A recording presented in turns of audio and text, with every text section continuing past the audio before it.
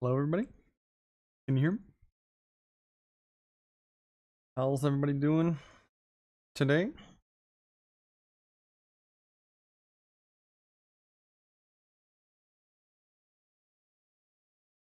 Hope everybody's portfolios are doing all right. Today we're actually going to go ahead and go over some plays that I wanted to add to the watch list for tonight.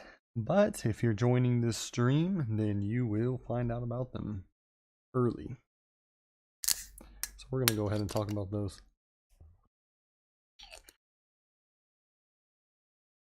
Good morning, Eric. Richard Grant, Spud Monk.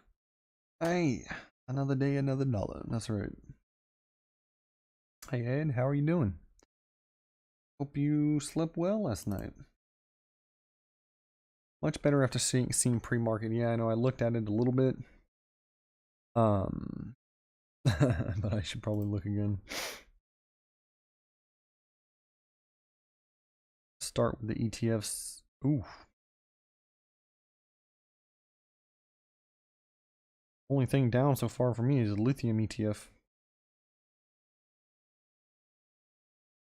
S&P 500 is up 0.27%. Nasdaq is up 0.35.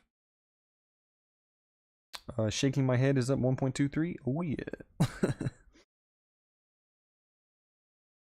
Tech 0.65. Huh. This VGT is the Vanguard Tech. It's 0.65, and then this XLK is, which is also Tech, 0.11, but that'll probably even out later. Clean energy is up. 420 is up. The print is doing pretty good. It still has a way to go to recover though, but hey, we're looking pretty good. And I mean, hopefully some of you guys, I remember you talking about, I saw someone bought a TQQQ and SOXL, so congratulations on those. But things are looking pretty good. I mean, they already rebounded from like what, 12 or 1 in the afternoon yesterday. So they were already rebounding almost immediately. I don't know if you guys remember, but I opened down like 11%. That was pretty painful, but wasn't fun to look at that. But hey, they've been going up, and then, you know, they're still going up a little bit, so we'll see. We'll see, but man, you know, I mean, people that were saying that this is a crash and da da da da. I mean, think about it. If it was a crash, the Dow Jones would not have been up the past 2 days. That doesn't make sense. During a real crash, Dow is down as well. I don't think this is a crash, but it's very clear to me that this is a rotation from high growth stocks like tech, for example, Nasdaq, because Nasdaq is heavy tech. This is a rotation into the recovery, the stimulus, the traditionals like oil, retail, real estate trusts like the malls. That's why we saw O was up. Travel, gambling, casinos, tourism, airlines. These are the recovery stocks, the ones that have not been doing good as of late, and they will with the stimulus, with the country opening up finally.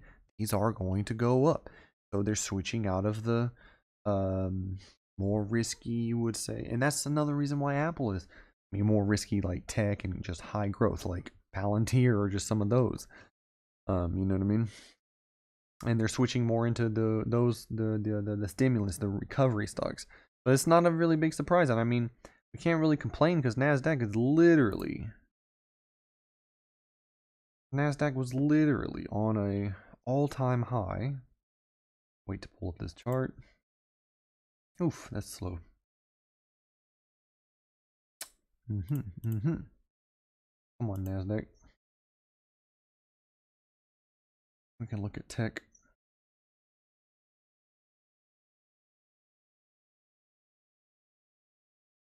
Well, anyways, Nasdaq was on an all-time high like 5 days ago or something like that. We can double check in a minute here when this decides to come on, man.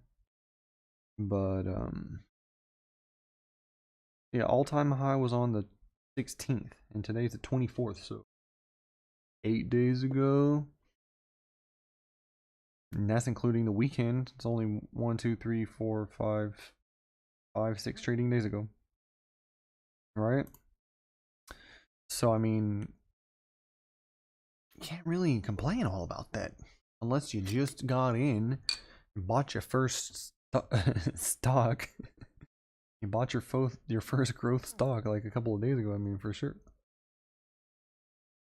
I guess you could complain about that, but it's nothing to see here, not a big deal. It's a discount right now. We need to be buying the growth stocks right now. We need to be buying these tech stocks. As you can see, they don't pull back that much very often. I mean, they do. The one on the 26th wasn't as bad. This one was, I mean, considering the very bottom, the triple Q was down to 311. It's up $10 now, but I mean, we don't really, and of course you can't time the bottom, but you gotta just dollar cost average in it. No matter if you want to get into triple Q or into other growth stocks. Now is the time to be buying this stuff, in my opinion, because they don't pull back that much ever so often. The last time it pulled back that much was in October, into the last couple weeks in October, and it's pulling back to this support. But yeah, I mean, those were different times, though. Those were different times. So it's a little bit hard to compare, but still, though, it's on a different trend. And then what I mean by that is this is a different slope. See, that was the trend from this bottom to this bottom to this bottom to this bottom. So it was a slightly less steep slope, but anyways, it doesn't matter. Different times, still, you get the point. They do pull back to these supports. The last time it pulled back to this support literally wasn't November the 2nd. Anyways, I really believe now is the time to buy. ARCs were down 10%. A great time. Let's just look at ARC double K. Similar to the triple Q. Yeah, because RK is mostly tech. But anyways, no matter what you want, in Apple, it's kind of sucking as of late. We know it's sucking as of late. I specifically know it is sucking as of late. But it is what it is.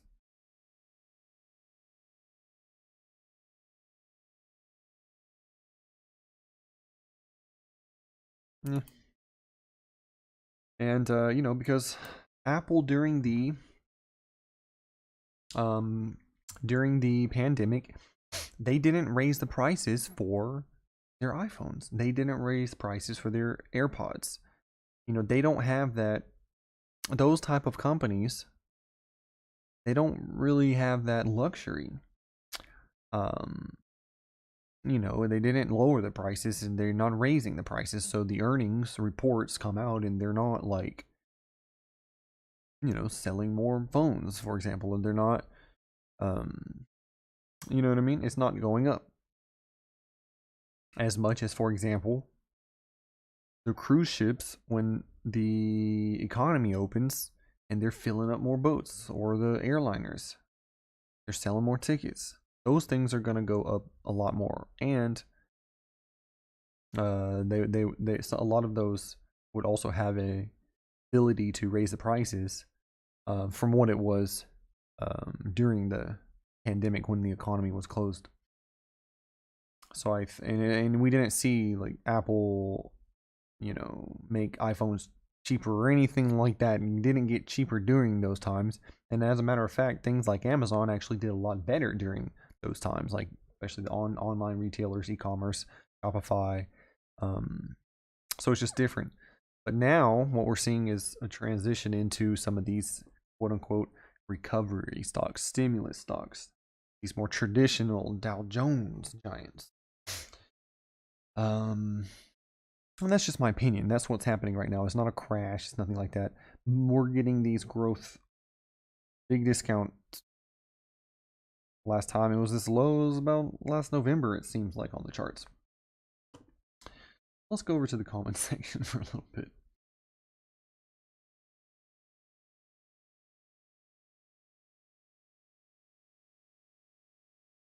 Anthony, thanks for the compliment. Thanks. I'm glad you're following along. Glad you're participating in these live streams and the chats, and hopefully you're on the Discord as well. Speaking of Discord, I'm rolling out a new role on the Discord. So the diamond hands role. We have the paper hands, which is pretty much everybody, as long as you read the rules and react to it. But then the other role is the diamond hands, which diamond hands, basically the benefit there is your name will appear in a bluish diamondy color, and also you don't have a timer on the VIP section, so you can talk more often, I guess, or ask more questions. Really would be the thing to do there on the VIP section. And that's, again, if you guys don't know, that's where I prioritize the questions, because most days my Reddit is pretty full. I get, I don't know, 400 or 500 comments and messages. Maybe more, I don't count them, but it's too much for me to respond to. And the general chat on the Discord, it's way too much to sift through it. I'm sure you guys can understand that. So if you really need a response, you email me, or better is even through the Discord. So appreciate that. Appreciate it. But anyways, I think so far, so the way you qualify for the diamond hand, sorry, I didn't even talk about that. It would be the diamond hand role on the Discord would be if you are a client of mine from the one-on-ones, you automatically get diamond hands, or if you're a tip jar contributor on the live streams, or if you just show your support a lot and you're following along on everything, and being insightful and helpful, or whatever you want to call it, you might be awarded some diamond hands. But anyways, something like that.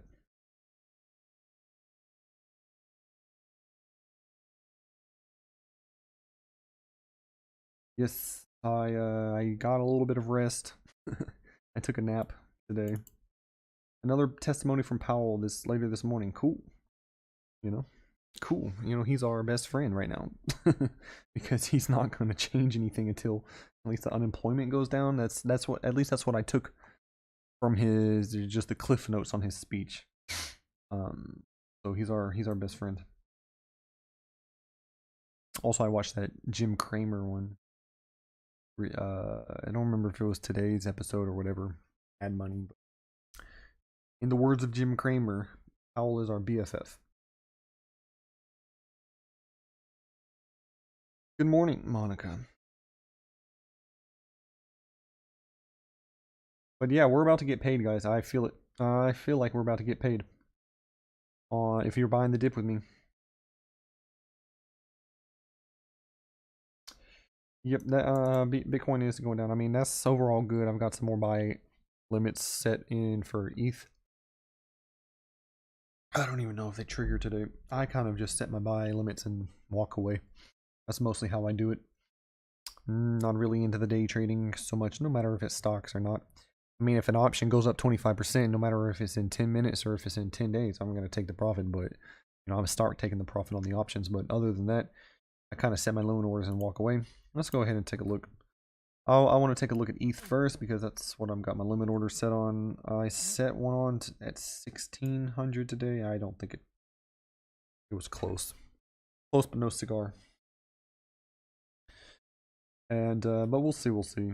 I'm just gonna dollar cost average on the way down, but it's definitely having trouble now, so that's a little bit concerning. Yep. Coins are going down, but that's not a surprise, because the coins would be more along the lines of the high growth that people are shifting out of right now. But it doesn't matter, guys, because growth is still growth. I'm not scared to buy the growth and hold the growth even during these dips.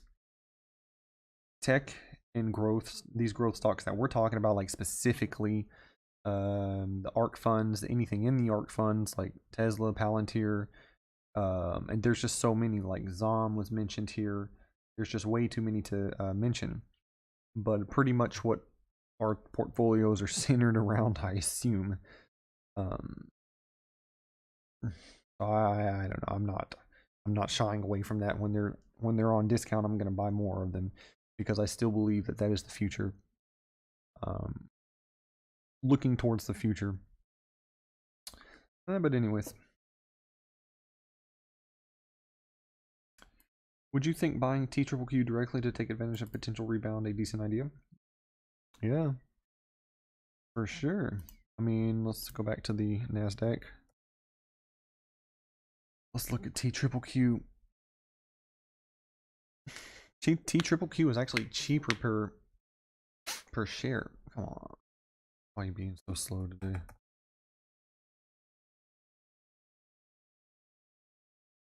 Only because it just split. It's actually only $95. You can easily get 100 of those. Well, $9,500. But compared to the just the normal QQQ, if you wanted to do some covered calls or whatnot, but you know, if you see the difference here, TQQQ dipped below the pink line. By the way, is the 50-day moving average. This red one is 180. But yeah.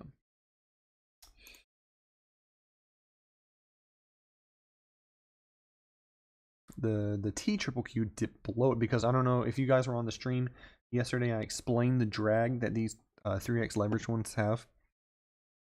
So that you would experience this a little bit right now because it just dipped so much. But it did, what are you gonna do? Overall, the managers of these, specifically TQQQ, TECL, and SOXL, they're actually getting more than 3%. Or sorry, 3 times. I calculated it was closer to 4, I believe. So the drag doesn't. In actuality, there is no drag. But I guess in theory, you would say like, yeah, there is a drag. Normally, there should be. But not really experiencing it. But anyways, if you just look, the TQQQ, which is the 3x leveraged Nasdaq, is actually a little bit below the 50-day. But if you look at the normal QQQ, it's not as far below. I guess it is a little bit below though. That was a key support too. But go on to the XLK.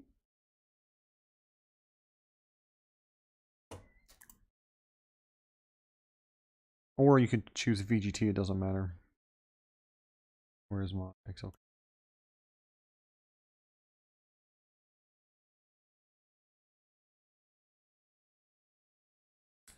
Yep, this one is actually sitting more on the 50-day moving average. And then if you look at the 3x tech, man, this is painfully slow for me right now. TECL is the 3x one. And this is supposed to be splitting 10 to 1, I think. And SOXL is supposed to be splitting 15 to 1. So once those get around $100 a share or something like that, or this one 10 to 1, it would be 42. I'm pretty sure it's 10 to 1. But anyways, then we can do a lot of interesting covered calls and stuff. But yeah, this one is more on top of the 50-day. Anyways, I'd buy it for sure. I'd buy the TQQQ. I mean, we're still down. That one is up the least of them so far. I mean, 0.18. Voxel's up 2.22. 0.18, huh? What's the nick? Yeah, it must be dipping. That's Dow. It's getting more flat. 15-minute here. Yeah, it's dipping back down. That's okay. It's could be a little bit nervous about the next speech, but I'm not so nervous about it. But also 45 minutes, so it's okay. Just let it ride a little bit. 5 minutes, it could be back up to 323. So we'll see. But I mean, what I'm looking for is THCX is up pretty nicely. That would be a good play. I'm pretty interested in doing something with that today. I remember, Ed, we talked about that THCX option. Let me try to remember which one that was. That one seemed pretty interesting, to be honest with you. Now it's up 5% pre-market, and it's gapping up. It's gapping up from 2086 up until almost 22. So if you could remind me what that was, I'm pretty sure it's the 223 and 19 strike. I'm pretty sure, if I remember correctly. We were talking about that earlier. But yeah, that one is not a bad. That's not bad. Could be an interesting play. I mean, we'll see though, because on the chart it's already kind of gapped up. Wish you could have bought it earlier, but you're gonna make some money on that one today. Just don't forget to take profits, my friends. Got here. Are things looking up? October 15, 19 straight. Yep. Okay, cool. That one, I mean, we were talking about that one. That one looks pretty interesting if you can get it cheap enough. But since it's already up 5% pre-market, I mean, those premiums are going up 30, I assume probably 30%. And that one's relatively safe though, so if it does dip, I'd be interested in that one too. But I mean, I assume that's going up 30%. It's in the money. The break even is 24.40. I mean, we're right up here, 24.40, right around here. So we're almost halfway there from the bottom yesterday. You know what I mean?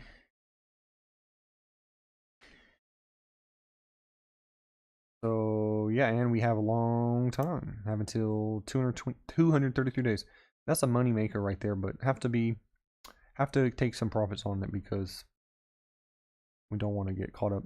But anyways, we're gonna look over any things that we could go up, get out of today. Probably not, because if it's going up today, which I wouldn't be surprised if it does, a decent amount actually, but it would be the first day that it's recovering from this small dip. So probably wouldn't be able to take any profits. Probably have to wait until Thursday, Friday. But that's okay. Marks. I think everything is kind of pulling back right before market open. Yeah, a little bit, but nothing major. Well, yeah, this is the 4-hour chart, yeah. Anyways, we'll have to wait and see.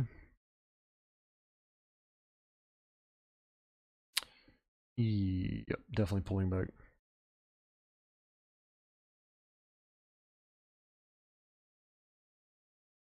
Let's see, Dow's down just a tad. S&P's down just a tad. And NASDAQ is down 0.47 now. Tech is down. The ARCs are still up, but they're not as up as much. And then shaking my head is at 0.5% up. So it's definitely pulling back. Voxel should be more than 0.26. Because it should be 3x, so we're going to have to wait. But anyways, it's not even, we still have 40 minutes, so I wanted to go over some before the market opens. Some of the recovery plays that we could possibly do today. We got out of some yesterday, we cut them and moved into our hedges, which, I mean, the hedges are not going to make money if we're going up, so we'll see though. We're going to ride with them for a while. But we did get out of some that were backwards and just not really worth waiting around and letting them decay even more, so we might as well just get out of them and possibly get back in the future, but it was just not worth it. But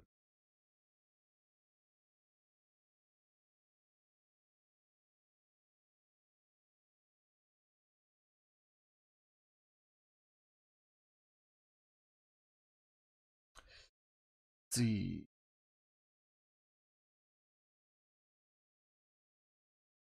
I wonder if we will have another bloody day. Can't say I would be upset about that as I get more positions going for sure. And I'm thinking about moving into some, just picking and choosing a couple of the recovery plays to do. What would be a good profit there? Should I shoot for 50 or take immediately at 25?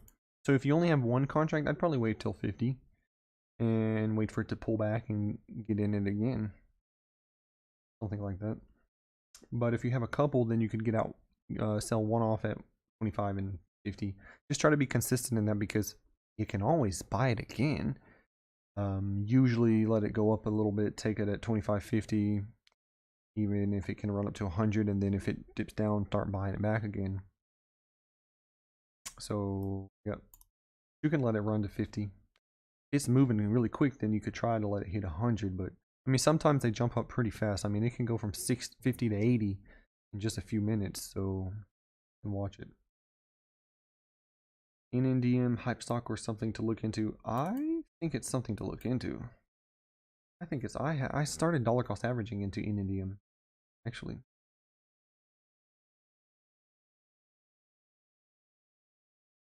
I'm confused. CNN pre-market and Yahoo pre-market showing everything green still, but it sounds like people are seeing red. Yeah.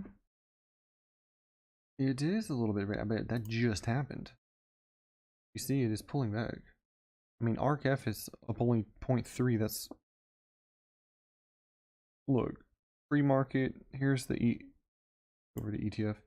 Pre-market, we can see... Semiconductors are only up 0.3.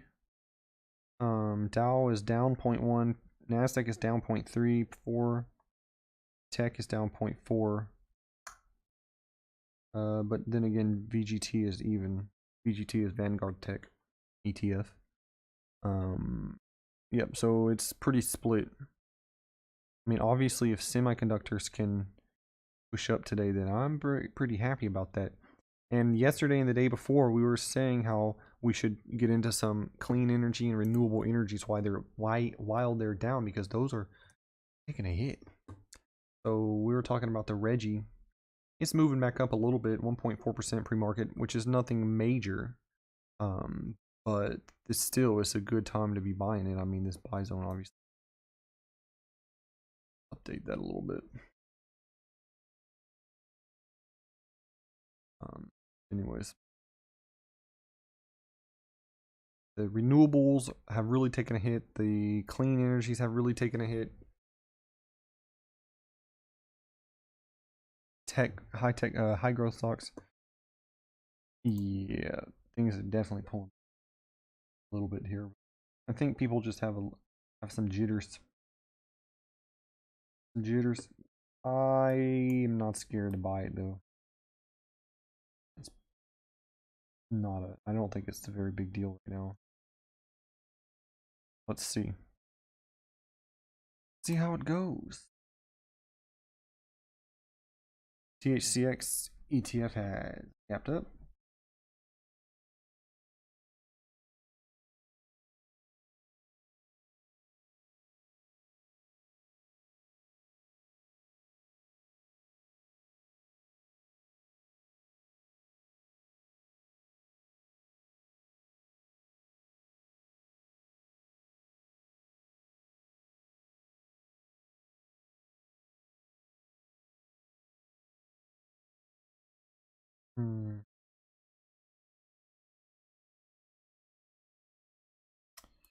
Anyways, we'll see how it goes. When you say take profit at 25, 50, 100, if you are trading common stock, are these person? No. Just for options. Yeah, I know you can't trade options in the UK, as far as I know, but you can do CFDs though. And then it would be the same. It's similar to options in the sense that it's riskier and it's leveraged a lot. I mean, depending on what you're trading, I mean, what kind of leverage you're using, but I've done CFDs before. I've had chances to play with them in while I've been in Asia, so because they're actually banned in the States.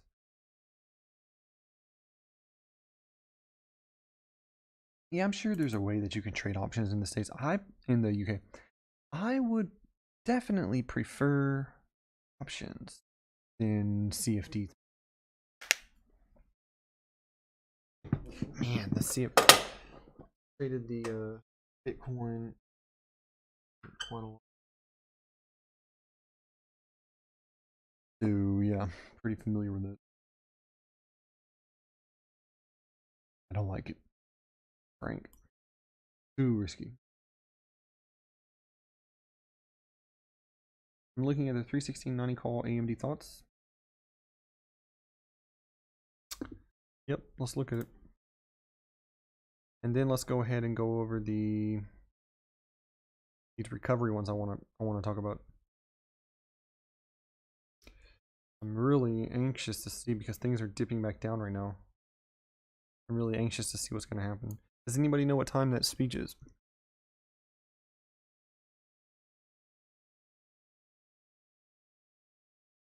The 316.90 call.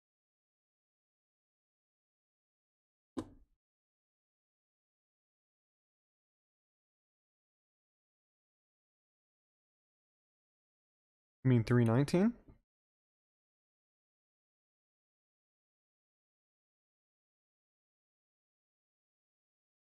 90? Break evens 91.95.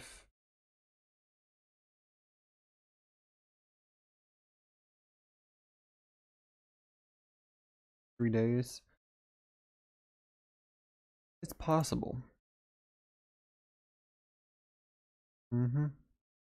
Definitely possible. That one's cutting it a little bit too close for me. But it is very possible that it could shoot up.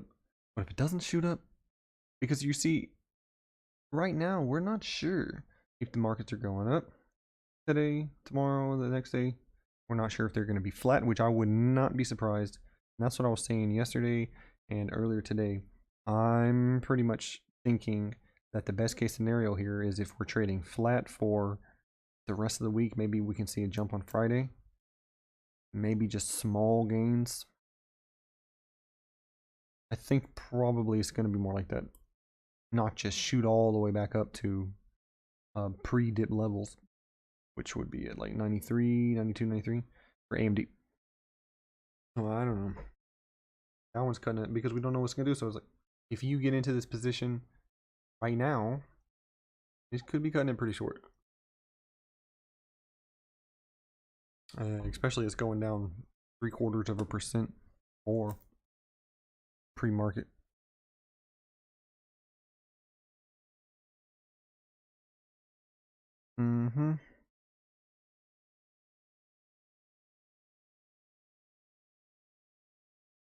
Semiconductors. Oof. My SMH is down. Those have taken a turn for the worse pretty fast here in like 15 minutes.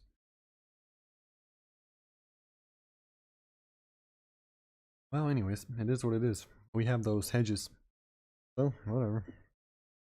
Let it go down. We will make more money if tech goes up, but tech and semis go up, but if they want to go down, I guess so. We can just dollar cost average even more on our longer term positions. I wouldn't get into the shorter term ones like AMD right now. I still would give it a few more days. There's no rush. You can still buy those contracts next Monday, when we know this dip is over with. So I just don't see anything. I don't see any reason to get into a short termer. Well, so much for everything being green. My sock soul was up like, oh, it just did like a 5% swing, like 15 minutes. Yep. Think. Well, let's just see what's going on here.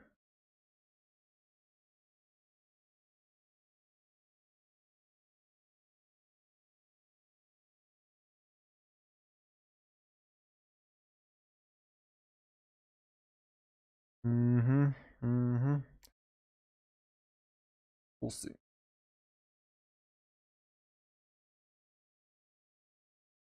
But anyways, I would like to move on Have any more questions in the chat? Metals. Did you see Oshkosh won the U.S. contract? Yeah.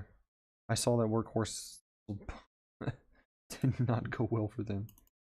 So yeah, we didn't buy any of those, thankfully, and I'm staying away from that company now.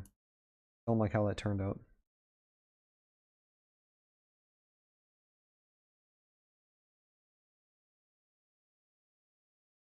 So let's start going into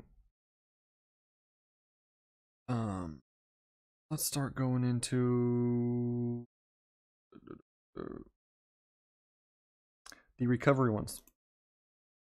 First of all, I would like to look at one of our picks was Caterpillar.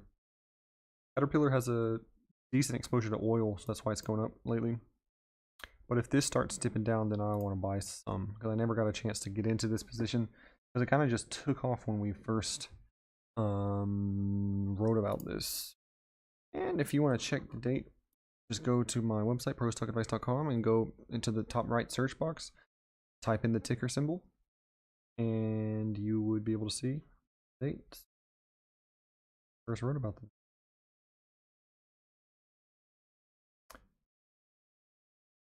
And it's January 14th.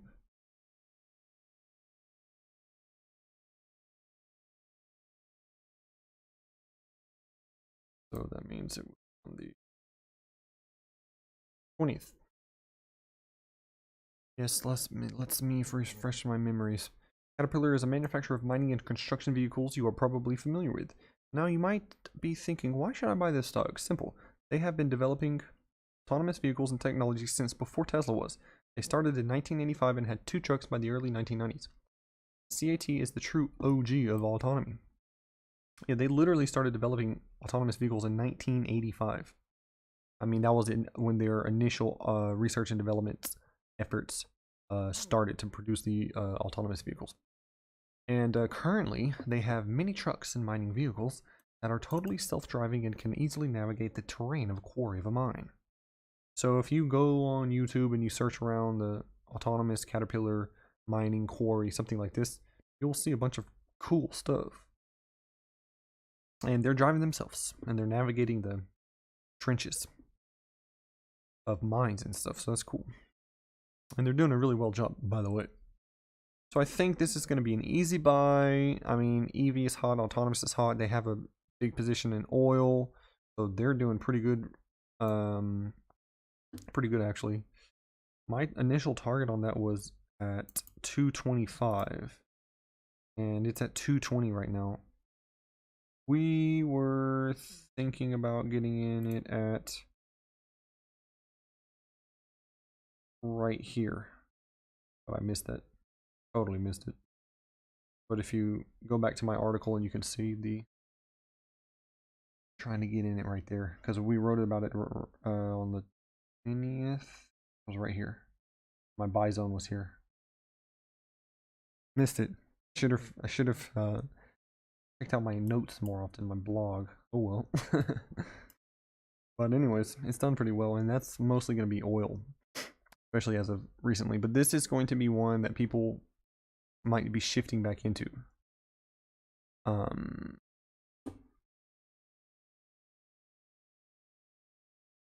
Let me just check what their dividend is.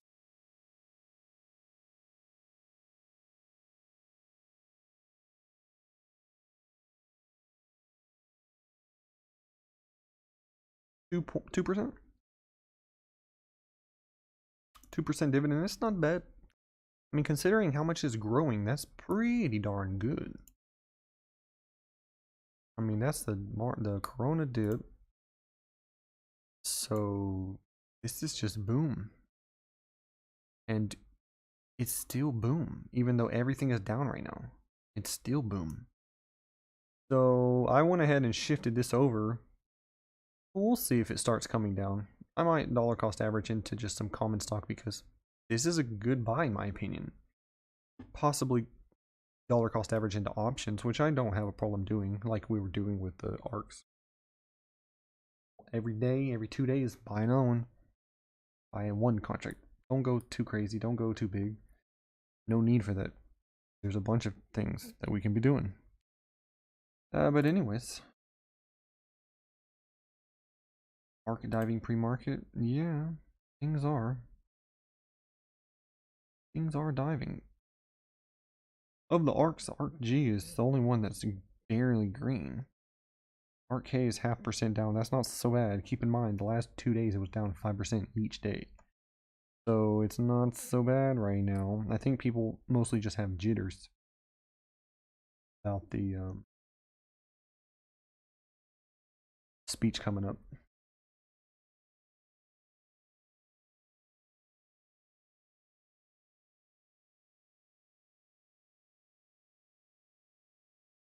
Any ideas for some sub 15 USD stocks that would be good to run the wheel? Yeah, maybe NXC, possibly. Solo could be good. I usually like doing that because the IV is pretty high.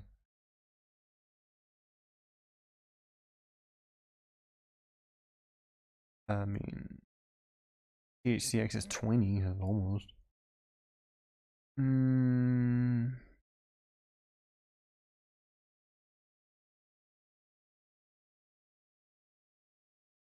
Solo, you could do NXC, Nokia, CNC, maybe not do that one. AMC has like 300% IV. You could take advantage of it if you don't mind holding AMC, but might not be the best idea. GEVO is a good one too. Good. GEVO, NNDM, I would say something like that. Even Ford. Ford might be doing all right. ACIC is another good one. So pretty much any of these. You can pause right here if you want and look at them. But anyways.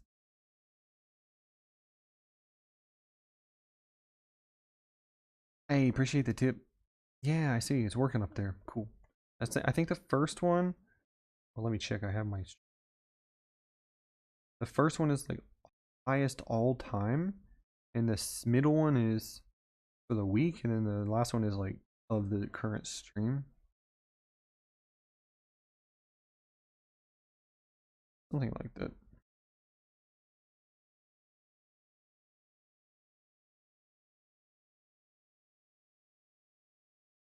Huh. Does anyone? But I do appreciate that, guys. Yeah, just testing out those links and stuff because someone said that it wasn't or something from the night. Yes, and next list is the mod of the moderator of my night VOD and the YouTube comments. I don't know what time that speech. Same time, so should be coming up soon. I'm waiting for my solo to transfer over to Weeble so I can sell some covered calls for sure. Solo is a good one to do it.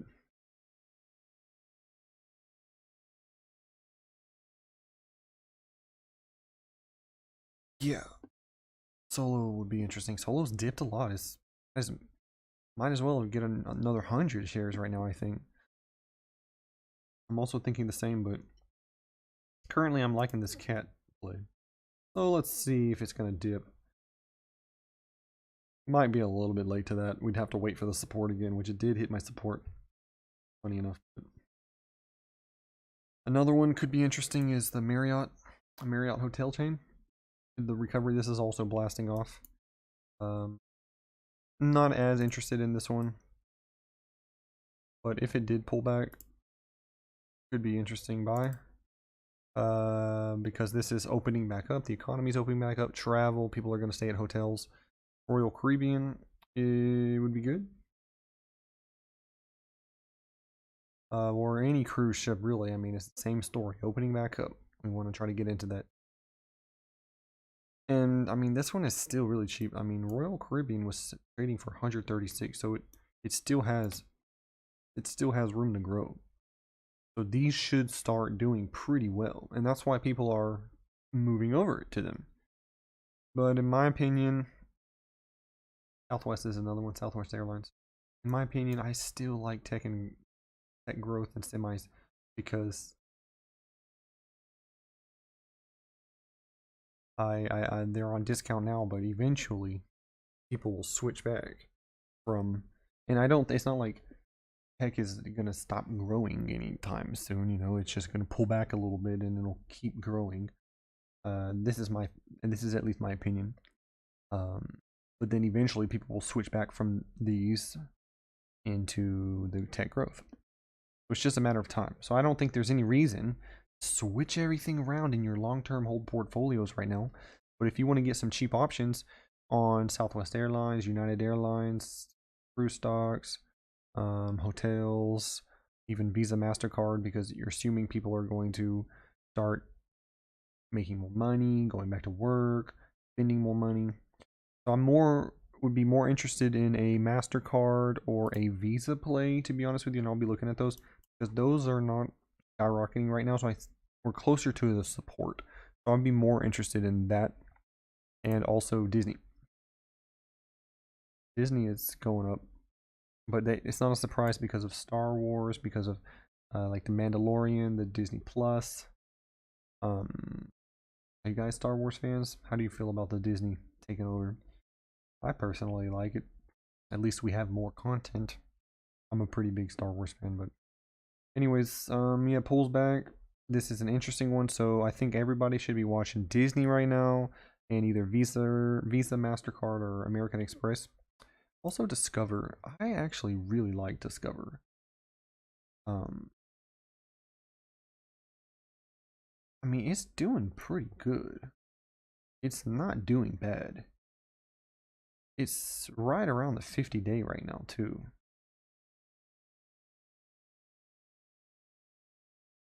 I mean, we can make an argument for this. Or we could just extend out the 50-day. But I'm personally a very loyal Discover. They have great customer service. I'm very happy. So I even bank with them and have a credit card. Really like them. Also American Express. Of course, people hear good things about them, and they're popular with millennials. But I guess I'm a millennial. Am I a millennial? I guess I am. I don't even know. I think we had that conversation before. I personally like Discover.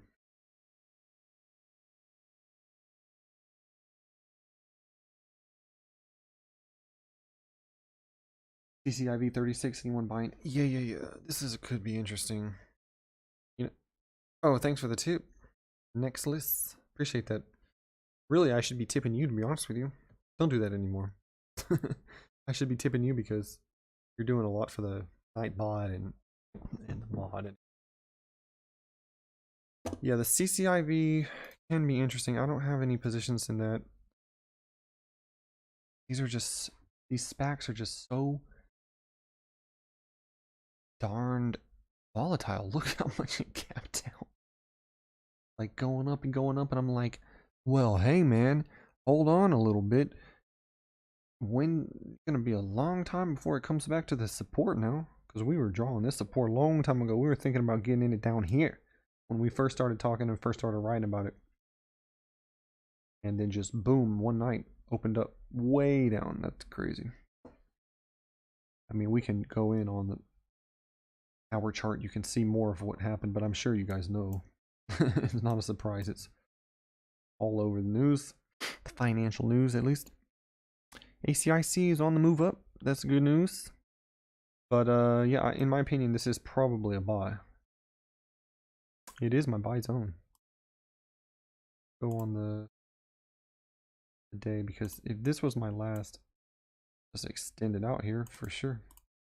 That is my buy zone. So this might be our first play.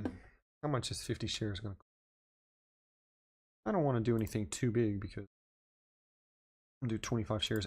And by the way, I was gonna say, since this is SPACs and look how volatile it is, I'm not really interested in doing some options getting killed. But I'm down for 25 shares. I'll do 25, 25, 25, 25 on the way up to 100. and then start selling covered calls. I don't want to sell a put right now because then that would automatically give me 100 if I get assigned. Oh, I bet you that IV is high. Oh yeah, it sure is. Jeez. Could sell a put for 35. Collect $500. Oh, that is tempting though. But of course that was at market close, so we'd have to take a look at that. So I want to take a look at CCIV options, maybe just go ahead and do that. We can lower our cost basis so much. I wanted to take a look at Visa or MasterCard, maybe Discover, but that would be long term for Discover. And then what else? Got already. What were we just looking at? Caterpillar is too high. Well, we can wait for it. Visa, MasterCard. Of? No. Royal Caribbean? Marriott? Huh? Caterpillar if it comes down. American Express. They all look the same. But the most appealing to me is kind of Visa, to be honest with you, because it's trading kind of sideways. I don't know if that's a good thing, but it's not. It's closer to the support here. You know? Anyways. Yeah, but the CCIV could be our first move here. And then we're going to look and see what's down and see which way the markets are moving and then try to make a decision here. But I mean, we could just start buying the common stock on the way down. But I mean, if we got to 35, and this is 23 days though, so that's kind of a long time. Because if we just bought 100 in the next couple of days, we could be selling covered calls pretty far out here. Decent money. I mean, it's almost 10%. $310, yeah.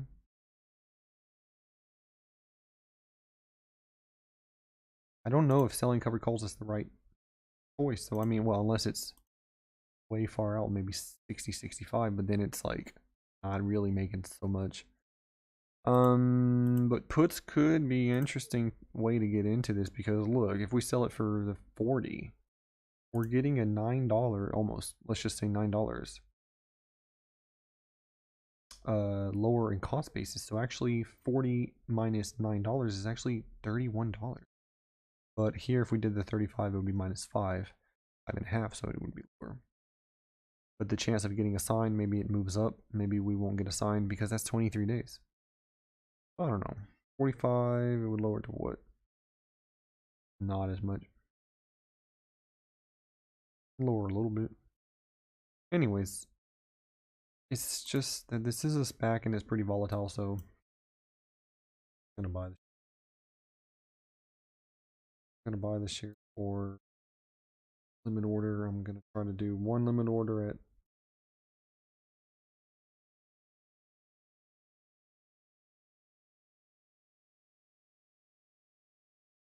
I'm gonna try to do one limit order probably at 35 because it's actually over 36 right now. So I'm just gonna go ahead and put that in. And then I'm gonna go ahead and do another limit order at we'll just see which way it's gonna go when the market opens. We only have 10 minutes here. So let me just go ahead and get that posted on the Twitter.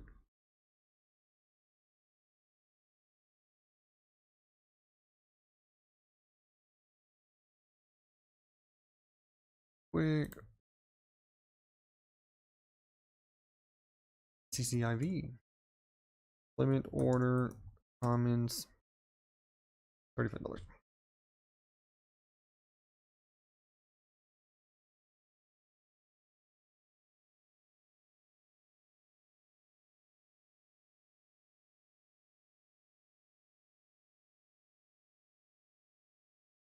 Oh, right.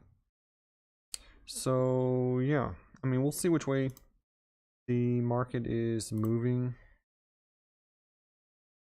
and then we'll make some decisions in the next 10 minutes here.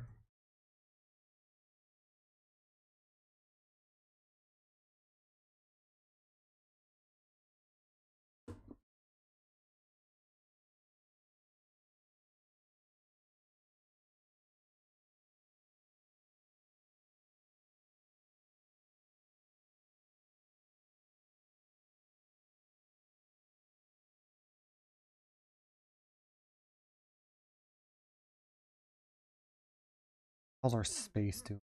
Coming up. It's still in our buy zone. We closed that one, didn't we? See what the damage is. We're down for sure.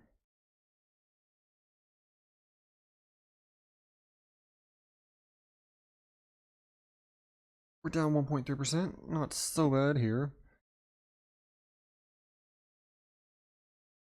Change this one too. See more clearly. Yep, okay, there we go. And we'll be looking at these options positions. We're going to try to get into, because we had all of the ARC ones didn't get filled yesterday. ARC G, ARC F, ARC W. Print also didn't get filled. We'll see how those are going. The Dow put, I'm not really interested in anymore. The space, we did close those out at a loss, but I was starting to get nervous because it was dropping so much. And we'll see though. We can always open that back up.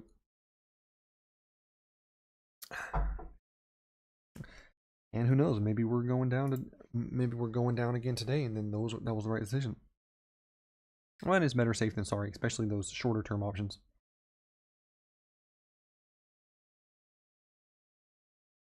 At least that's what I think. And then the next thing I would probably do would be look at maybe Visa, MasterCard after we look these things over.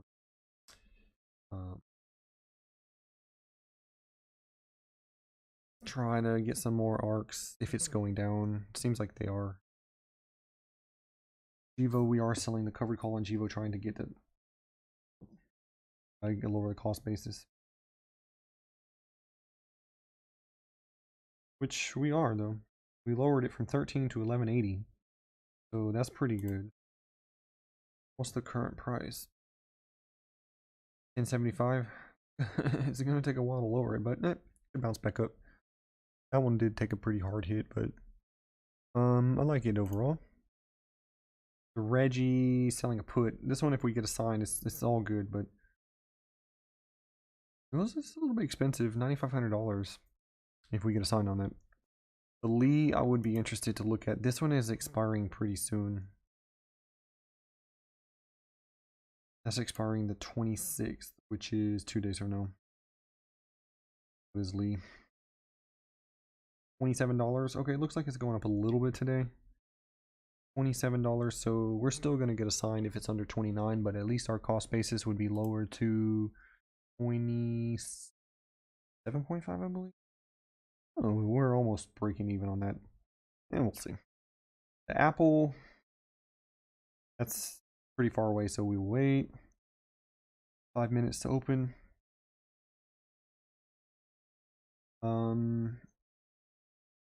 The Solo, we just did that one, so we're going to be waiting. Because we rolled out the Solo, we rolled out the Tesla. Our Tesla strike is 785. We do need to pay attention to that a little bit. Current price is 701. So 785. We still got some room. But that expires on March the 5th, so this one we might actually need to roll here. In NDM, we have 100 shares of NDM.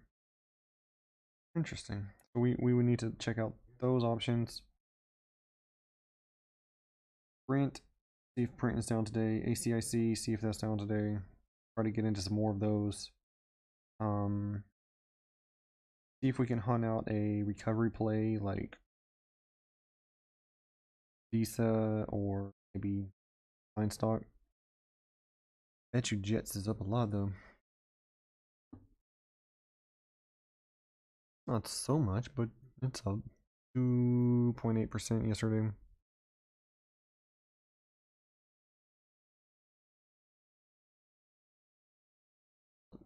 In aerospace and defense ETF.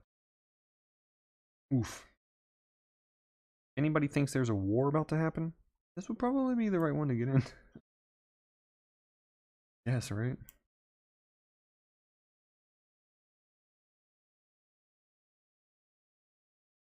Dow Jones US Select Aerospace and Defense Index.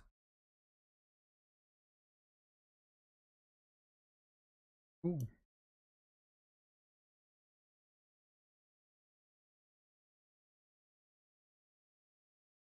Yep, the CCIV merger is confirmed.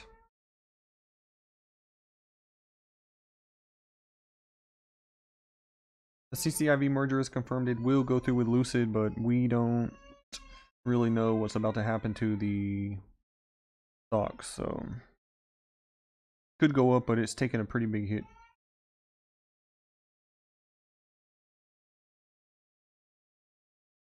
So let's take a look at this. I'm not really interested in so much in the DFIN or even.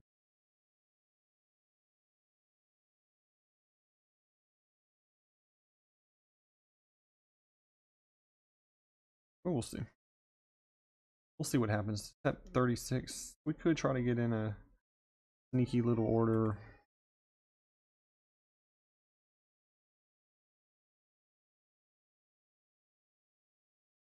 Ah, 36.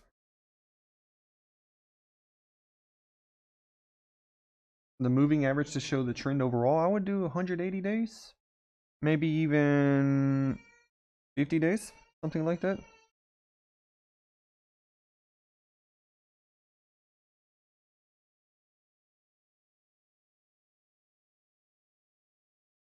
Blue target 27.59. Ooh. Plenty a counterparty for the size? What do you mean?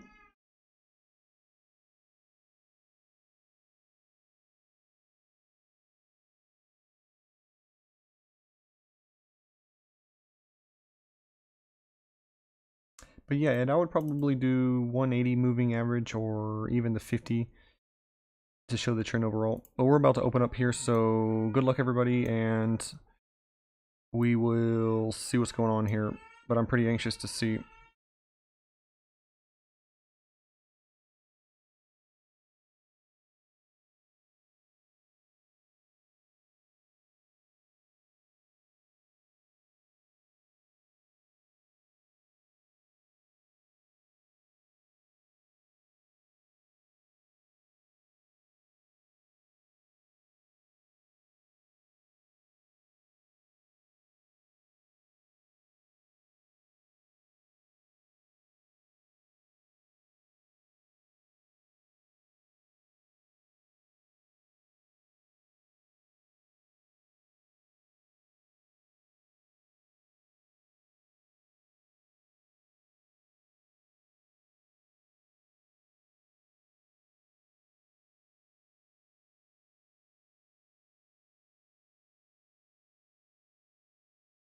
Well, here we go.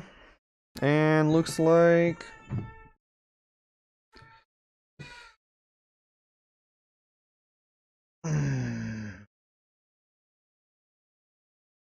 looks like things are moving a little bit further down across the board. Tech is going further down. Semi's down. S&P is at negative 33.33. Yeah, things are going down a little bit. Let's see the options here. But it's not as bad as I would expected.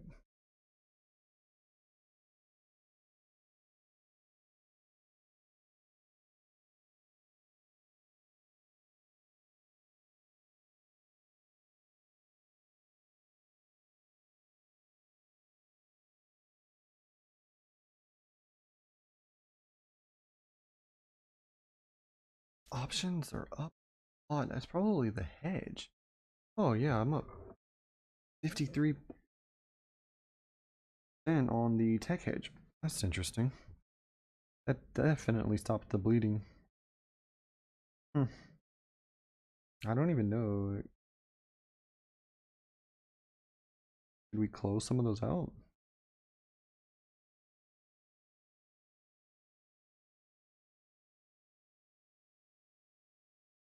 But yeah, I'm up 53% on my tech hedge. That's interesting. And I didn't even buy those for a very good price either. Kind of rushed into that just in case. Just in case kind of thing, but okay, my CCIV is still at $35. Let's see, what else can I do here? Arc K is kind of suffering. Arc W is kind of suffering. All of the arcs are kind of suffering. Let's see what Tesla's doing. Tesla is 706. So that's moving closer to my strike. We might have to roll that. We'll see. It's not anytime soon, at least. My CCIV, well, I've got 25 shares. It's down a little bit. It's approaching $34 actually. So we will keep an eye on that. And let's see here. NDM. We have 100 shares of NDM actually. Let's up 5% today. This is doing pretty good. Although our cost base is 12,875. It doesn't matter. We can lower that immediately by selling maybe even a $15. Change it to call. $15 strike. We can sell it. Try to get $1 out of it. I think that would probably be the right thing to do here. We're gonna go ahead and try to sell that for $1. We're gonna go ahead and place that order. That's just gonna lower our cost basis a little. Not sure if that's gonna hit, but we're gonna try for it.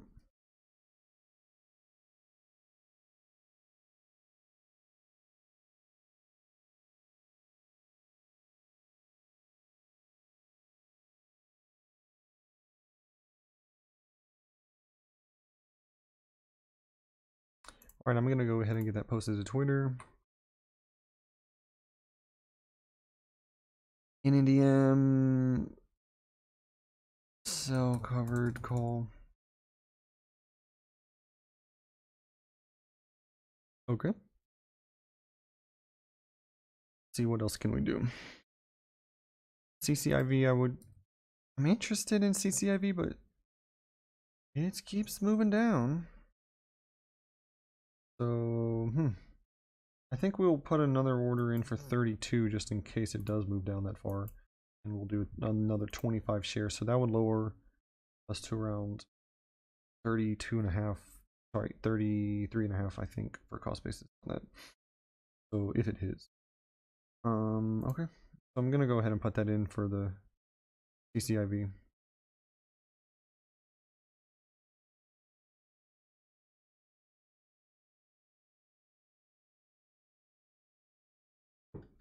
Bull is acting pretty slow right now. But anyways, I'm gonna put that in as soon as I can.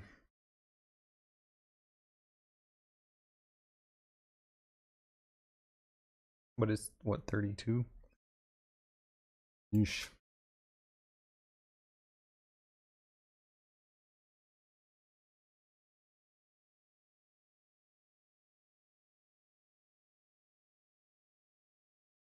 Oops, didn't even take a picture of it.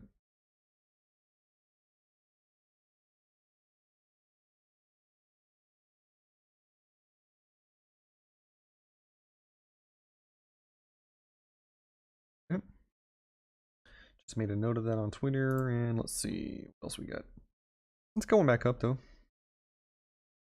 What about everything else? Yeah, maybe. What happened to my hedge? Let's take a look. The hedge is down.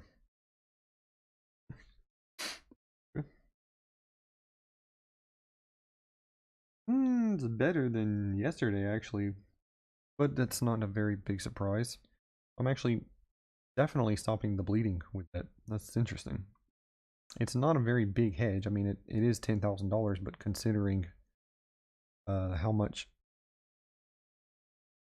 I'm hedging, I mean, I'm taking an overall $10,000 loss on the just overall, and then about 2,000 I'm plugging the hole here on the Titanic. So it's interesting. It's not enough, but it's interesting. we're just so heavy in tech that it's just bound to happen when these transitions take place. But let's go ahead and look at this again. Let's see, Prince moving up. THCX, I was interested in this. Okay, so let's look at the options on that. It was like October 19th, $19 strike. I mean, can we get this for $5? Let's try. Maybe we can. We only want to buy one of these. $19 strike. The delta's this delta is messed up here. I don't know. But anyways, the break even is 24.40. So yeah, it's not even showing me the IV. Maybe that's just my Weeble. It could be my VPN. It could be, who knows. Internet's just slow in general. But let's try to get it for $5. And I'm questioning, is my internet messed up? But yeah, let's try to get it for $5. It could be interesting. I mean, it is down right now. It's a good time.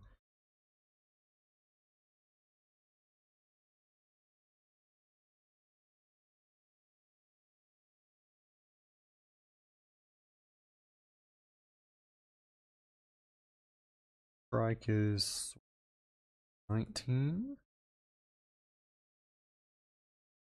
Okay. That one is off on the Twitter. I think this is overall a pretty good play because it is down right now, but it's still riding on the support. I think it's overall pretty good.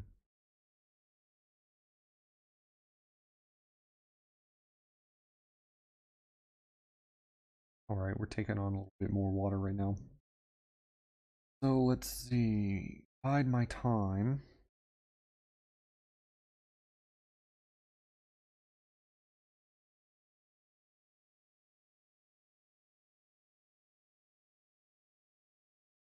There's a pullback to 6.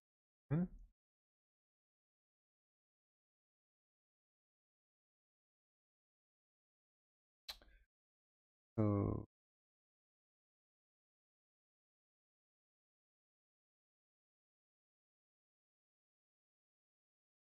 we'll see.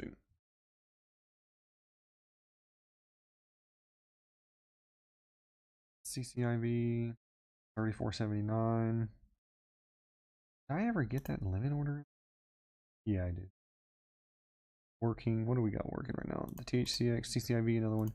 Nano Dimension selling the covered call. Let's see if it hits. Lower our cost basis by $1. ACIC. Okay. Still got a limit price for $12. How's that doing? We'll see. See if it comes back.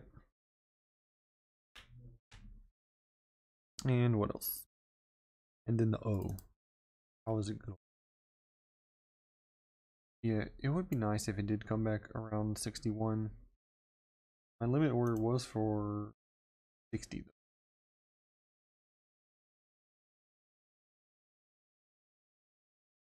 You know, I could throw some money at this. I've been thinking about it lately. And it wasn't necessarily a bad hedge, although it was only up like, I mean, it went up a little bit during days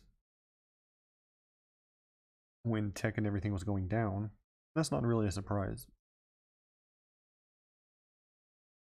Look at all these ones that we just talking about. The Cat, Jets, Marriott, MasterCard, they're all going up. Even Discover.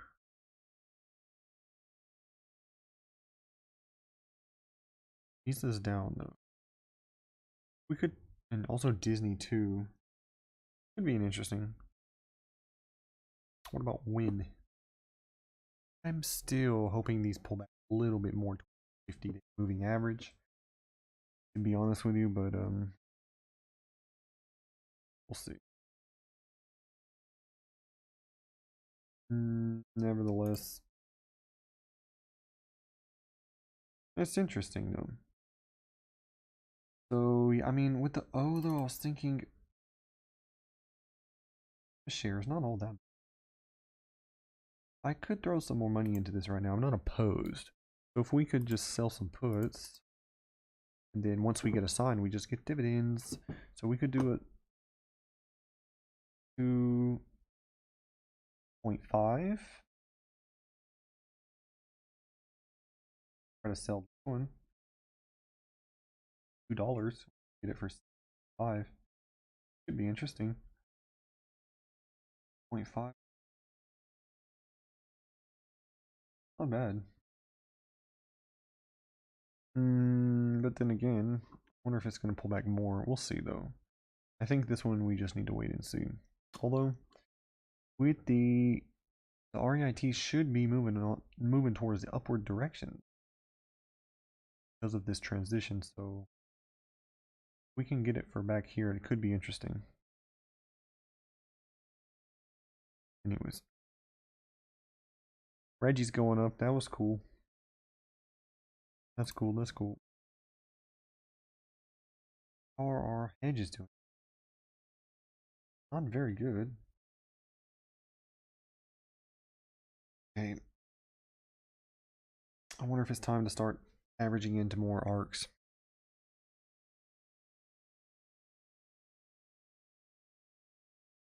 Could be. Or print.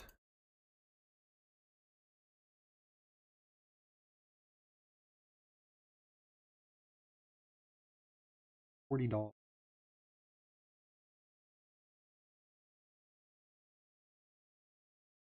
We could try it again. We could try maybe 40.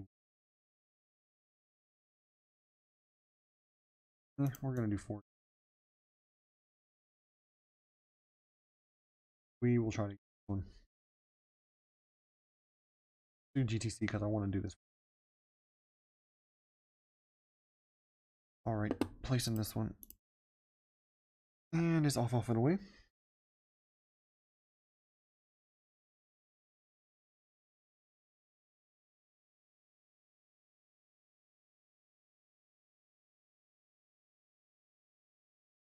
Try to get that one again. We'll see what happens. Thoughts on Kathy Woods getting roasted in the media the last few days? No. No thoughts on that. None whatsoever. Did the THCX call Phil? I don't think so.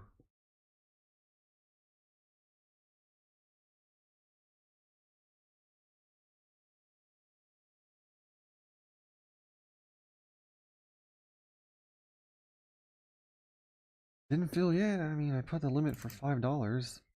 It's $5.40 right now.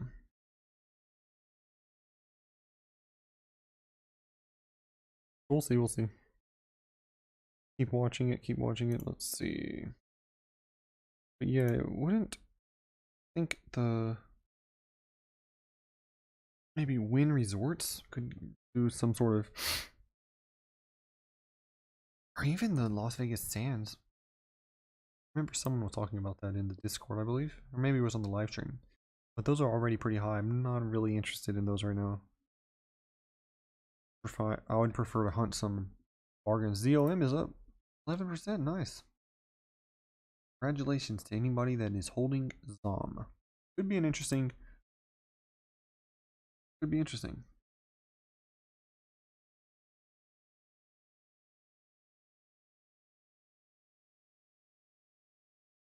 CCIV down to 33. Really interesting because the merger is confirmed. I mean, for Lucid, it's not going to be as good as Tesla. Tesla is still years ahead of it. I would assume that it's worth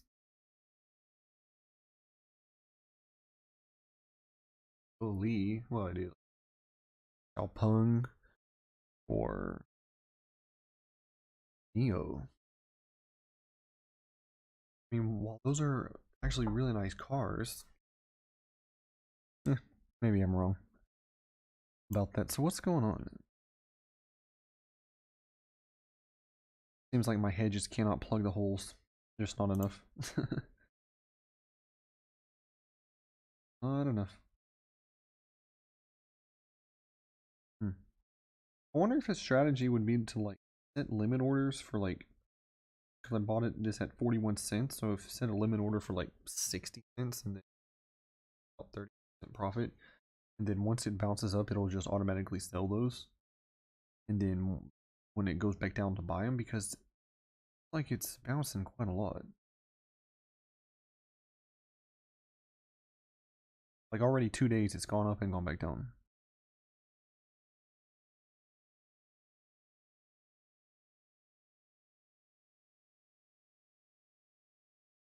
$1.50. Oh, that was last. Okay.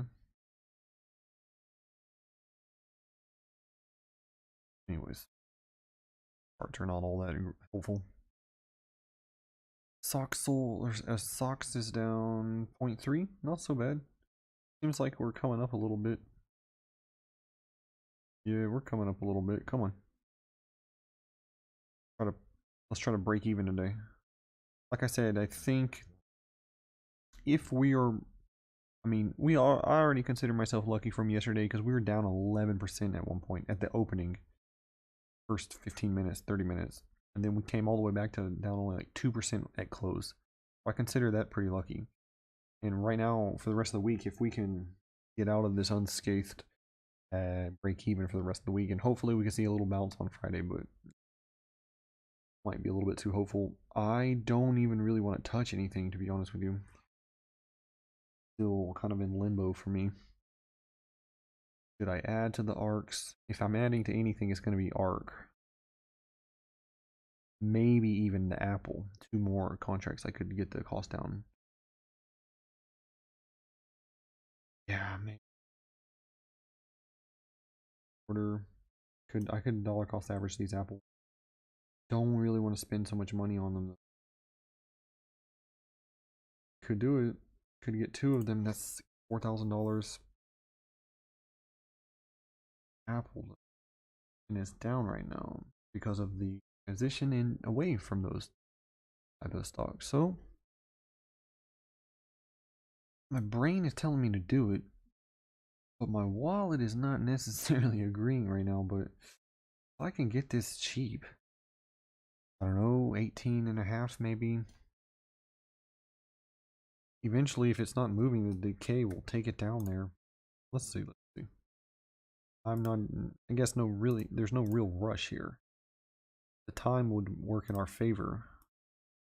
Let's see if we can get it for 18 and a half. These are our Apple leaps. Not technically, they're not even leaps, are they?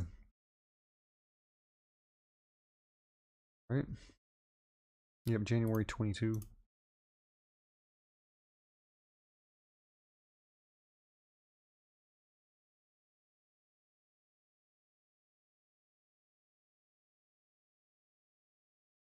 And let's see what else. Interesting. I mean, hopefully we can pick those up, but let's just see. It's on the way down. Apple is dragging its feet, but hey, most everything is down another 1.4%. Riding on this somewhat stronger support. It's a good thing we cut these. Hey, it happens. Breaks our support. It's time to cut pretty much. We could give it 1 or 2 days after it breaks the support.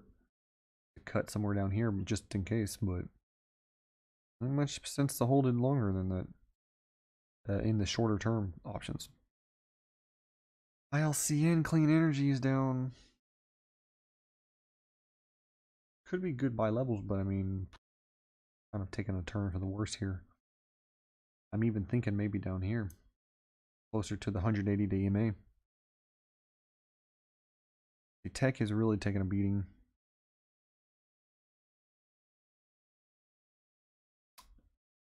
Something is not, though. I assume. Yeah, my ACTC is doing good today. My Nano Dimensions is doing good. My Tesla's doing good. So I guess that means it's down. Oof, no. Just overall, my 100 shares is going up. So that's good. Let's see.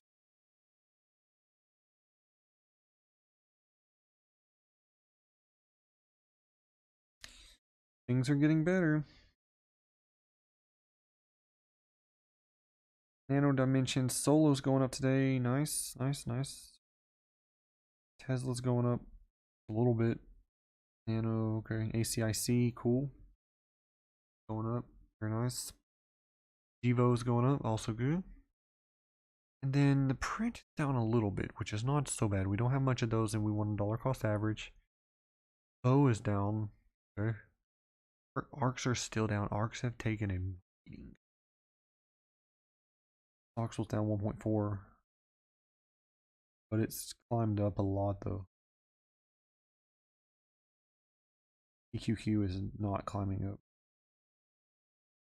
S&P is climbing up. Dow is not. Actually, that's funny. Dow was down at 1. That's UDOW. Dow is actually down 0.32. S&P is 0.36. NASDAQ is 1. And yeah, the clean energy ETF I'm gonna hold off on until it gets closer to the 180 day. I mean, that would be an excellent place to buy it, but we need some patience though.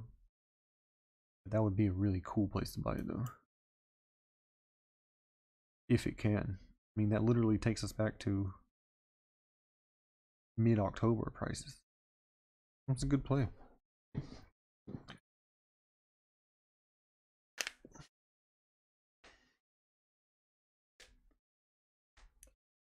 Not touching ARC F.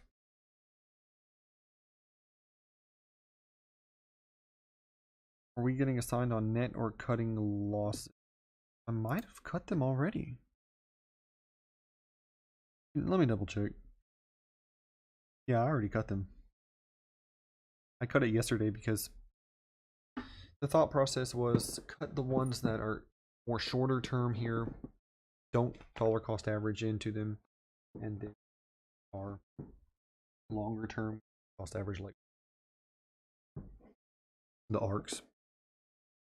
And then yeah, but it's good that those ARCs didn't actually fill yesterday for us because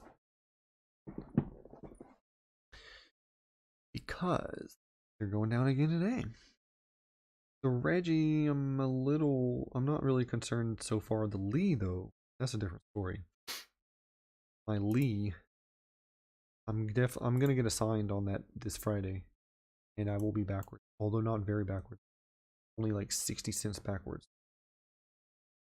It's not so bad, and that's why we sell puts, my friends. But let's see if we can hunt something down. Disney could be interesting, to be honest with you. I've been looking at it for a while,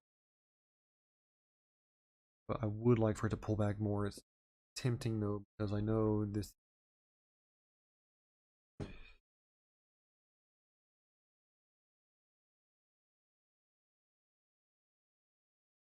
Apple's almost down 2%. That's crazy.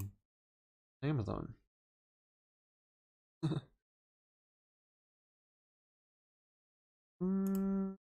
Look at condors. Amazon condors. If we can make it.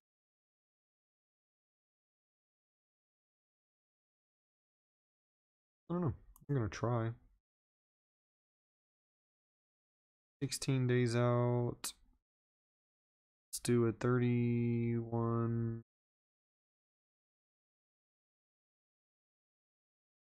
Do a 3100.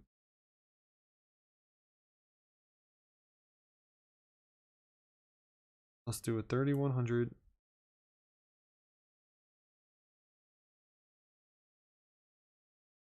How much it cost? See, that's the thing. It's cost -5 cents.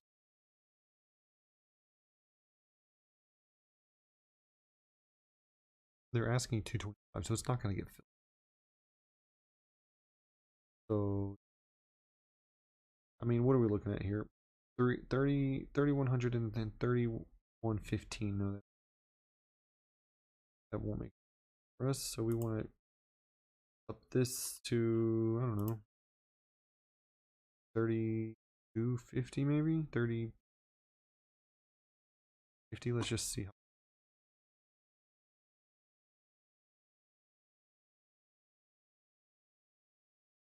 Here's our 3250. So we could actually, if Amazon trades between 3100 and 3250, we're going to be making money. And specifically, we'll make the most money if it's between 3150 3200. It almost is. And we will make $4,000.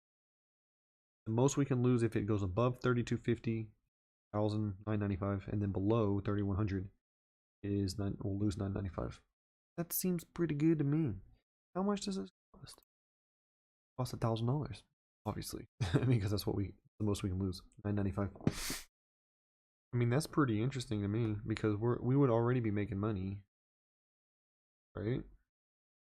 Because it's already between 31.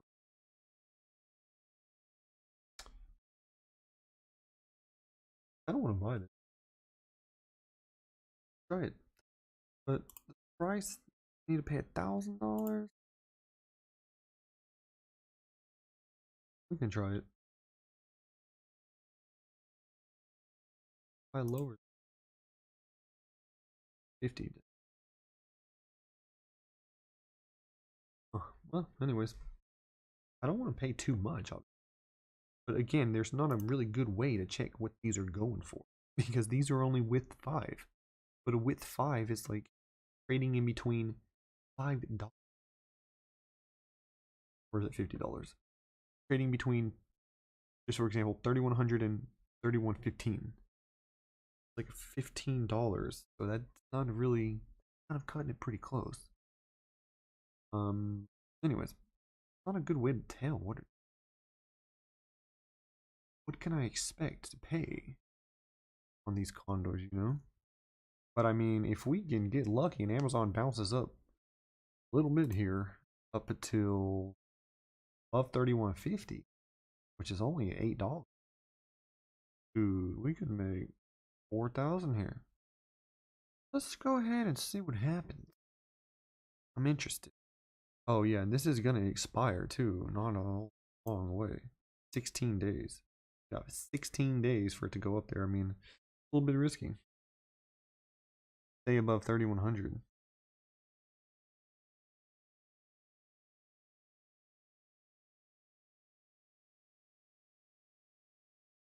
I'm kind of down there. Guess we could always lower.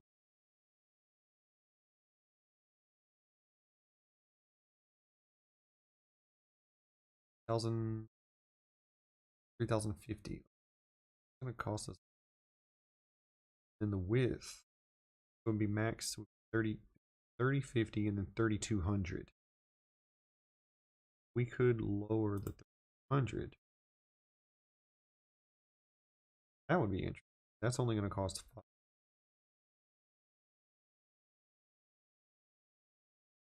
That's interesting. 3050, which gives us, well, anyways, the most money here is going to be 3090, which we're already above. 3130. 3130. Actually, we're above that too. So it would be more beneficial here. Pulls back.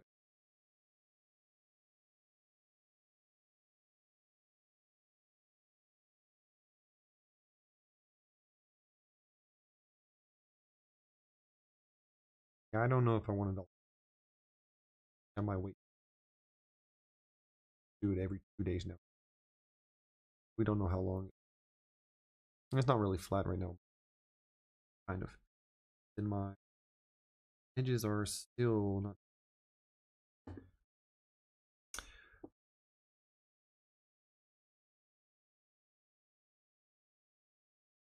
Are we getting assigned our net or cutting losses? I cut my losses yesterday if you guys were not on the stream.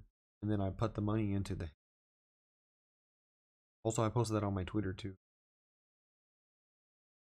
It can bounce off support. I mean, it's not bad to hold it through this.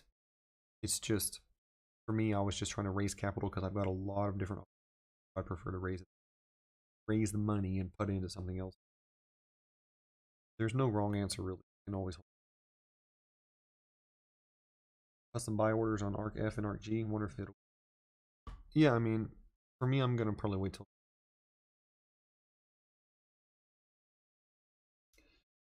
Yeah, the one of the downsides to Weedle for sure. I mean, I can customize them. I have a lot of customization I can do. I can change the width, I can change the strikes. But the problem is, I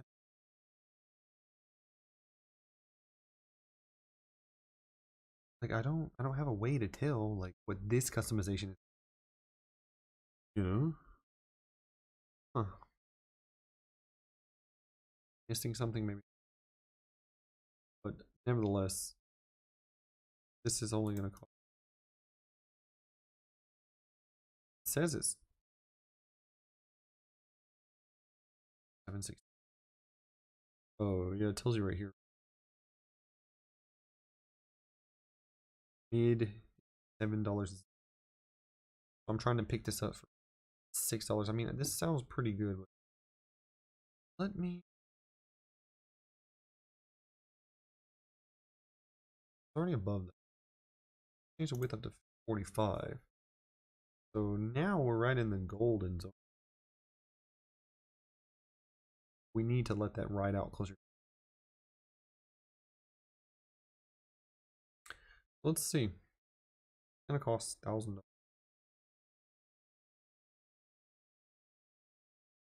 Trying to put a limit order for 842. $8.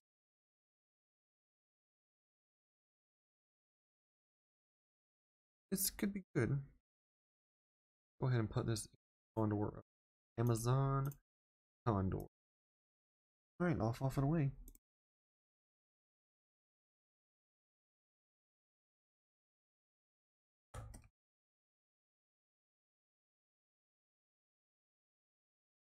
I don't know if we're gonna get filled on that. I'm not sure what those are going for. I mean, it says it was going for like 50 or something, so I put it in for 8. Get it a little bit cheaper. But overall, that could be interesting. So we'll see.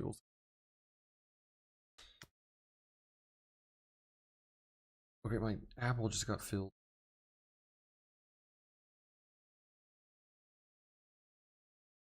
CCIV got filled my Apple. Okay. Cool. So our cost basis is probably a lot.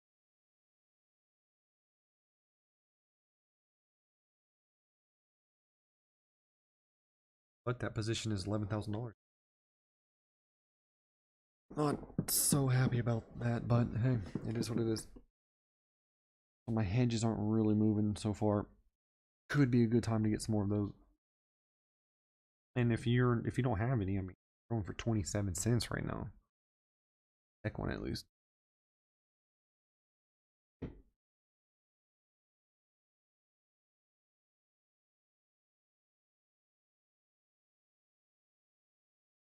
But yeah, I think since the volume would be so low on those, I think it wouldn't be a bad idea to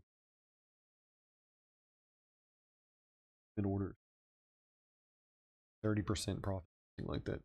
Because once we take it and it goes back down, we could always buy it again. But that seems to be a recurring theme here. My options are not performing very bad today, considering my portfolio was down 2.6. What's going on in the markets? Dow down 0.2, S&P is 0.4, and Nasdaq is 1.5. Oh, let's go ahead and while we can, well, let's just check Caterpillar real quick. And it's going up. Go figure.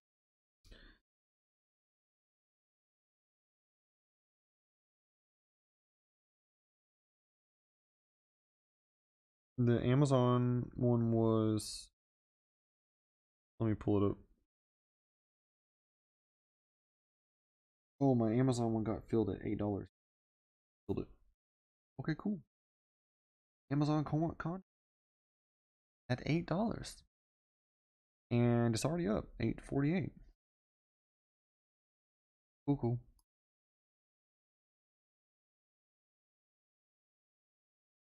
Very nice. I'm down 3% though.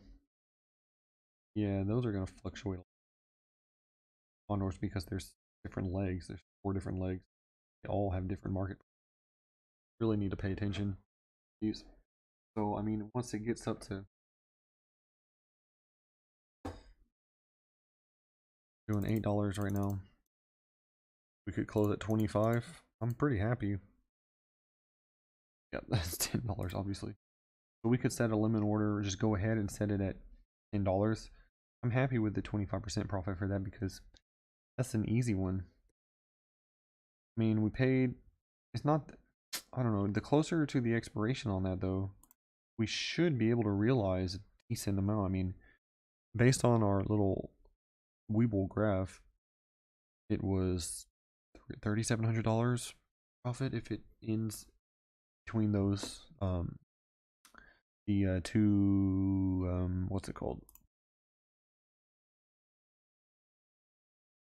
these two middle ones, 30.95 and 31.40. Currently Amazon is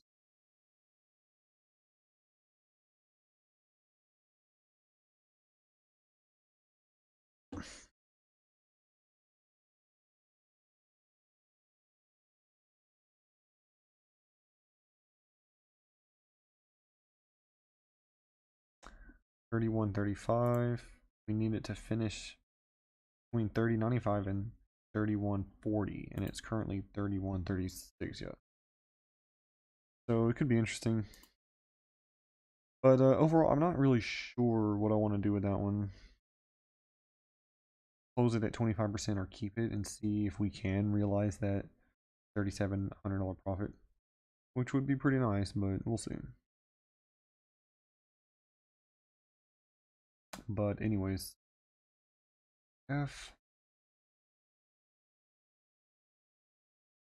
it's down. I mean, could be a time to buy it. Yesterday canceled for the RCF was at January 20th. Yep, because we have an RCF, right? We have one. A 20 for it, and it's 1675. So currently, now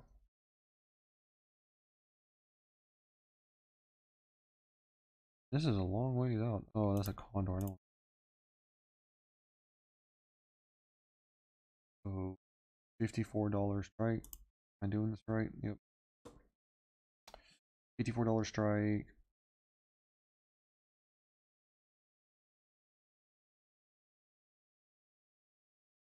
Mm-hmm. 1675, I think it was the last price. We can get those for like 15. It's really good.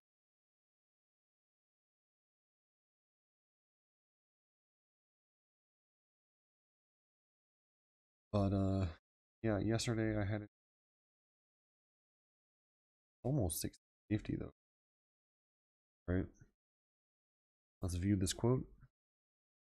We're 17.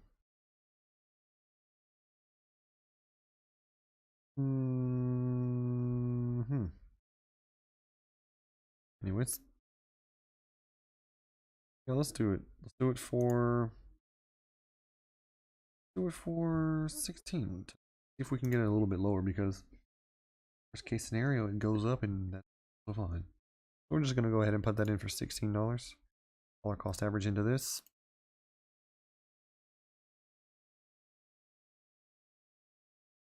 Put this up on Twitter.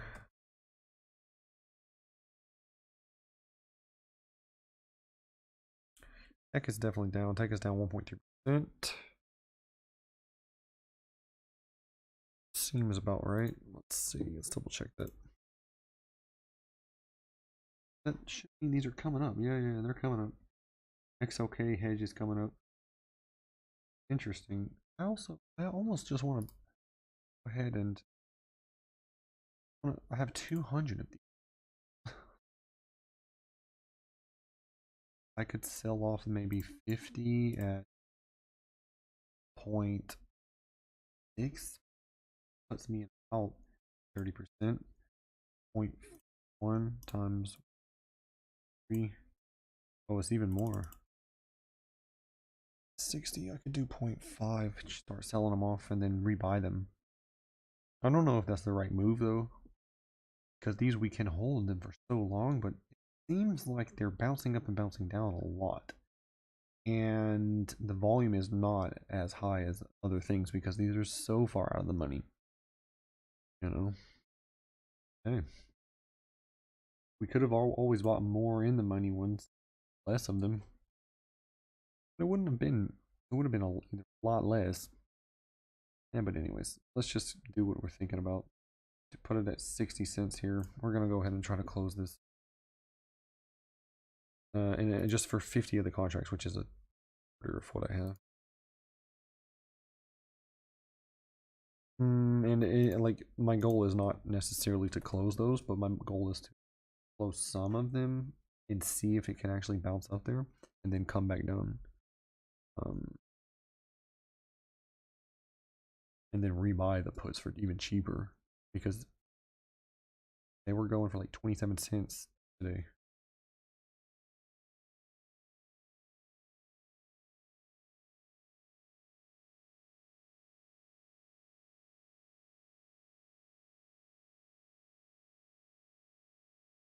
So yeah, that's the thought process.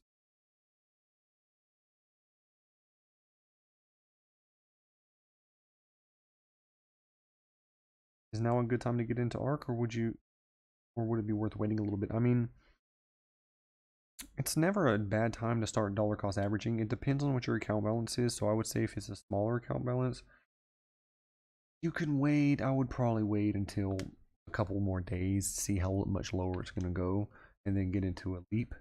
If you have a really small account balance, then I would just start buying one share today, one share tomorrow. Just really just depends.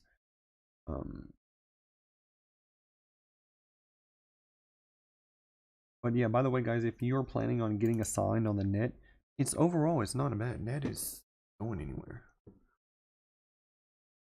Net is a good company. It'll be around. Cloudflare. They'll be around.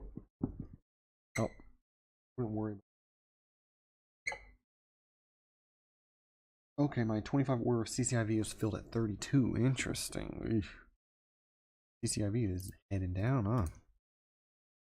CCIV, boys. Come on. Interesting. CCIV, I got 50 shares now at an average price of 33.50. Okay. So 33.50 is not bad. And chart here, so I got 50 shares. Okay. So my next order would probably be how much lower is this gonna go? Considering an order at $20? $22? But we're gonna try to dollar cost average all the way down. Yes, the next lot. Go down every $2, take 25 shares. How much are we in this? Market value is only 1,600. Okay, it's not so bad. We could easily double that and wouldn't really feel it so much. But I mean, my options is getting up to 31,000 now, so I'm getting ready. I want to close some of these positions. Don't get me wrong. But we're getting it. We're having a dollar cost average down, so it is what it is. But this Amazon Condor, I just feel like playing it conservatively. Because if it hits $10, why would we not just sell it? But I mean, for sure, it's the Weeble graph said we have the potential to go up to what's it called, $3,700, I think. So I don't know. Just really indecisive. I don't want to force anything. There's not much I want to do, to be honest with you, except dollar cost average on the ARC because those have taken a. And also watch my edge because we're down so much. I mean, not so much. It's 14 and 18%, but we obviously could have bought them a lot. So I would prefer to start buying them at in the 20 cents range and then buy them down into the tens. You know what I mean? But the market was, we were down a bunch yesterday, so we went ahead and picked those up. It is what it is. But yeah, this Amazon Condor is all over. I'm tempted to close it at 10. But 25% profit. I don't know, man. That's tough. Amazon is so flat though. It really is flat. We need to ride that out until the 12th of March though. So ride that out till the 12th of March, I mean.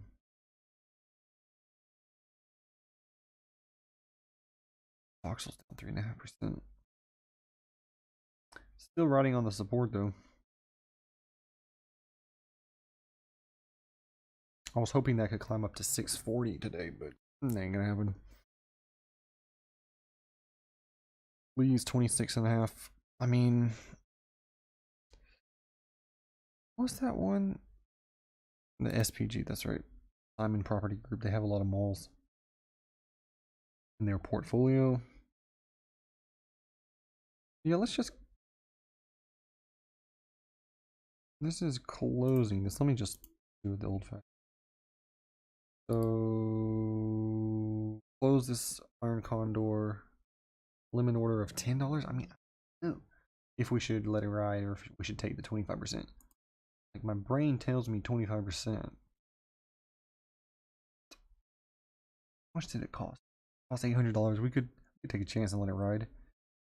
It just needs to be in that golden zone when it is closer to expiration. We can make a decent amount of money.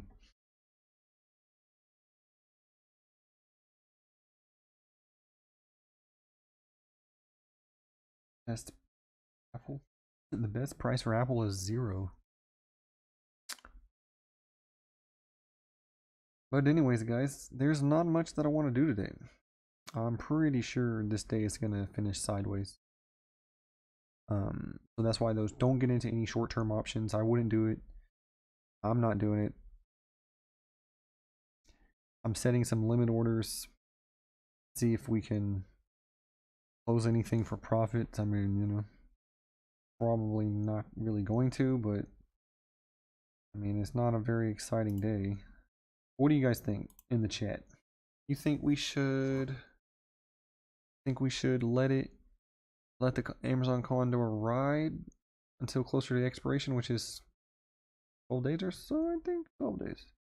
Or do you think we should just go ahead and set a limit order for $10 and see if it hits, take 25% profit? Be interested to see what you guys think. My brain tells me set for 25 because that's usually what I do. But I think Amazon is so flat. I think that we could probably make some decent money on that because it's flat. And for the Iron Condor, which we want it to be flat. Might have missed this, but are you thinking a good price for the print 40 or less than 35 like it was on the watch list? I mean, let me check that out. That's a good question. First of all, how many print do I have? Got 50 shares and my average price is 43.50. Down 1% today, and I put another limit order at 40. So I'm just gonna dollar cost average. Doesn't matter if you dollar cost average in one share at a time. If you have a small account balance, even I have a decent account balance and I'm only doing like 25 at a time because I'm in no rush. Every day or two I'll buy 25 more, set some limit orders. Really no rush here. If it goes down to 35, it's good. I'll probably have bought 25 every $2 or $3 all the way down. So I haven't made one trade today. I'm just watching the market. Just gonna wait. Patience will definitely work in our favor for sure. We're about to get paid. We keep dollar cost averaging down on our more important longer term positions. What are we gonna do? You know, don't spend all your cash in 1 or 2 days dollar cost averaging. You gotta keep some. You know. So it's good, you know. But yeah, I'm not really feeling anything. I'm even think of wait till tomorrow and see if it does go down further, and then we can buy more of the ARCs. Those would get expensive to keep buying them. I mean, for sure. How much am I even in those right now? My market value on the ARC K Leap 37, so that's not that bad. Of course, I have the commons, but I'm not planning on selling those anytime soon. My market on the ARC G is 58. So, you know, keep adding into those. It's going to get expensive. And then the ARC W is 33, and then the ARC F is 17. So the ARC F would be interesting to get another one right now, actually. It is down, too. ARC F, I have it at $16. Still 17, huh? Anyways, we'll see. We'll see what's going on. GoPro doing not all that good, although it's not bad. This could be another one that takes off with the opening up, actually. Maybe.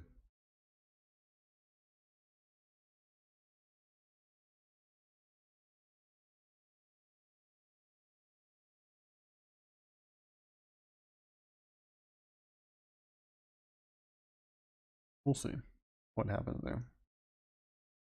Could be interesting, but if that dips down to the 180-day moving average, that's pretty interesting. To be honest with you, and that's not very expensive. The IV is what? 100+%.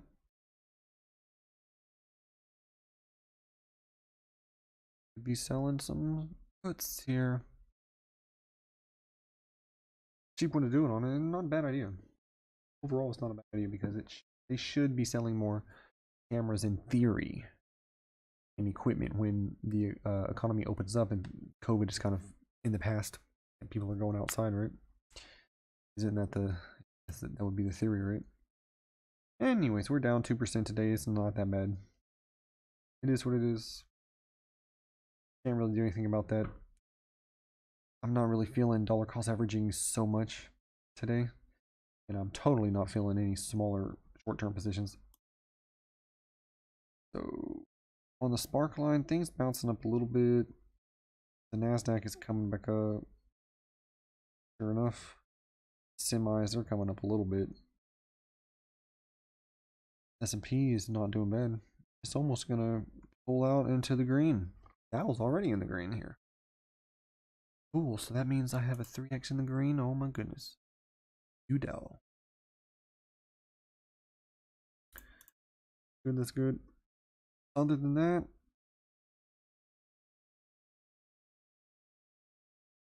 let's see.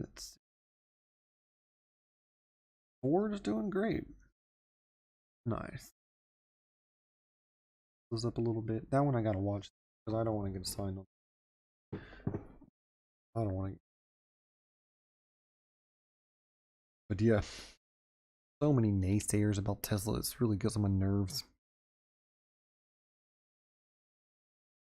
I think people just don't realize how popular it is in Asia, specifically. And I mean, those cars are everywhere. Even the Chinese, like, they don't even, like, there's a lot. They don't even know what Neo is. They never even heard of Neo. They're Chinese. You know? But Tesla, everybody. Oh. Saving that 10% cash float for the big move, for sure, for sure. Some cash reserves. I still got about, well, if you minus my margin that I'm using right now, I still got about 7.5% probably. Something like that. In estimating the math there. Oh yeah, we got some cash. Now it's slowly bouncing back according to you. Hey, are you not just looking at your screen on the Dow though? You're just watching the Yahoo, and you just gotta look at the charts or the arc line. What do you call it? ETF index. I have the Dow saved on my watch. It's up 0.15. But again, that's not a surprise. I don't really care about the Dow right now. Much more care about semiconductors and tech because that's pretty much what my portfolio is mostly. Also the ARC. Those are growth and tech. Clean energy is a good play. Really is a good play. But I'm just thinking if it pulled back and then we got it cheaper. Nothing wrong with that. But it is pretty down though.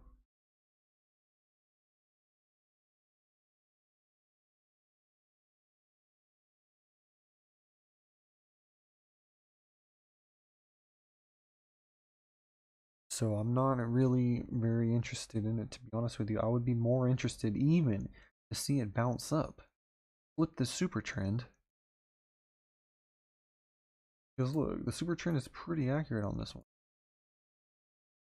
We go back all the way to 2019, very beginning of the corona. Flipped over here on the super trend. So let's just say you would have bought it for $10.92. Flipped on the super trend, you would have sold it at $13.25. So that's like what, 15-20% profit.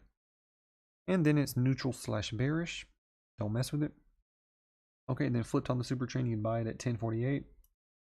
Then you'd sell it at 11.90. So that's also 10% profit. Then it's neutral, don't buy it, and then you buy it when it's $13, then sell it at 17, so that's also another 20% or so. Then you buy it again for 16.83 and sell it at 19.62. There we go, that's another 25%. Then you buy it again for 20 and then for 30%. So I mean, that would be more interesting. Just wait for the super trend god to let us know when the right time is to buy these stocks. I mean, I don't follow this very much, to be honest with you, but if I look at one and it's working every single time, that, you know, I'll pay more attention to the super trend.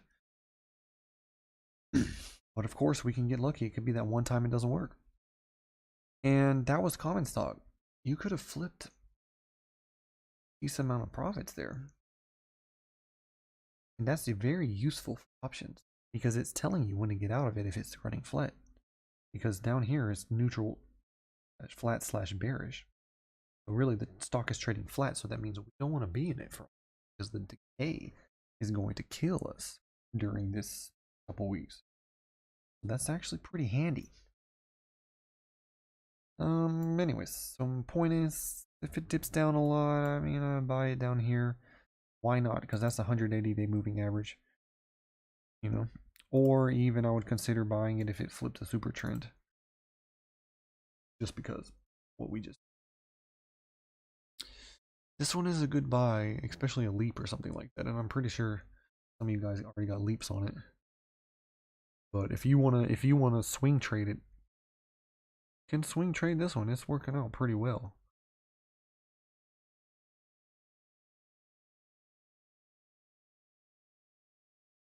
Anyways.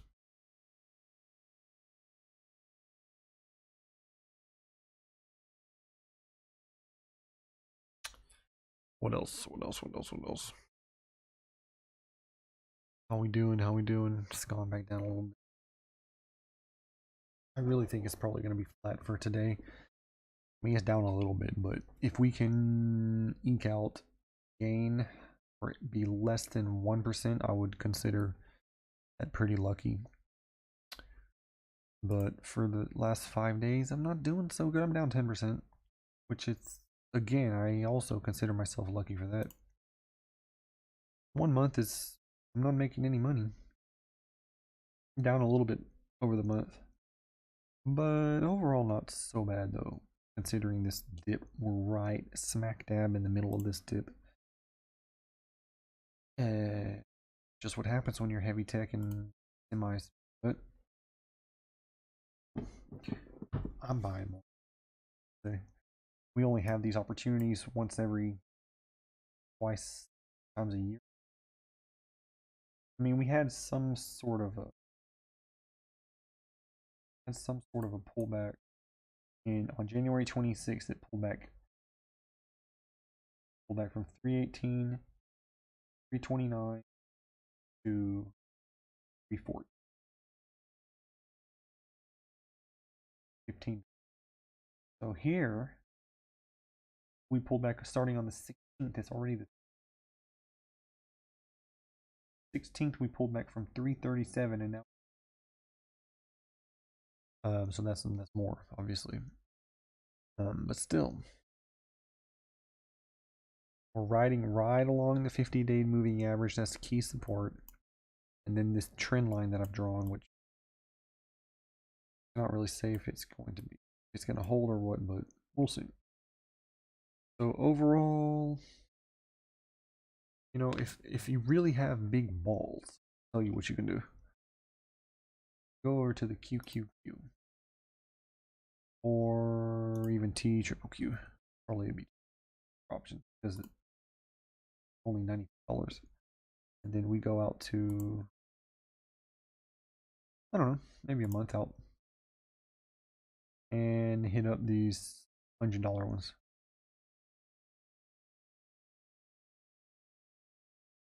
Oof, that would make a lot of money. It hits, which I think there's in 30 days. I mean, I think there's a very good possibility hitting because think about it. We were there. $100 last 22nd Monday. Already there. Those are gonna pay. And you got 30 days, but they're a little bit expensive. I mean, you're gonna have $1,200 to get into that, but expensive for a reason. And even more if you want to take a little bit more risk, but potential huge gains. We could go out and try to hit 110, 105 strike up. I mean, the break even on that though, don't get me wrong, break even is, those are puts. Well, not as, I should just do both. Then I know which one's called and then puts, but for some reason I don't do that. I always get confused. But anyways, the break even is 104. We could go up to 105. Even 107, the break even would be 110. The break even is 110 and this one's the break even is 109. Interesting. That one's much better than it is even cheaper. 107.5. Break even is 109. So if you could have a month to recover out of this dip. So that expires on the 26th of March. Right here.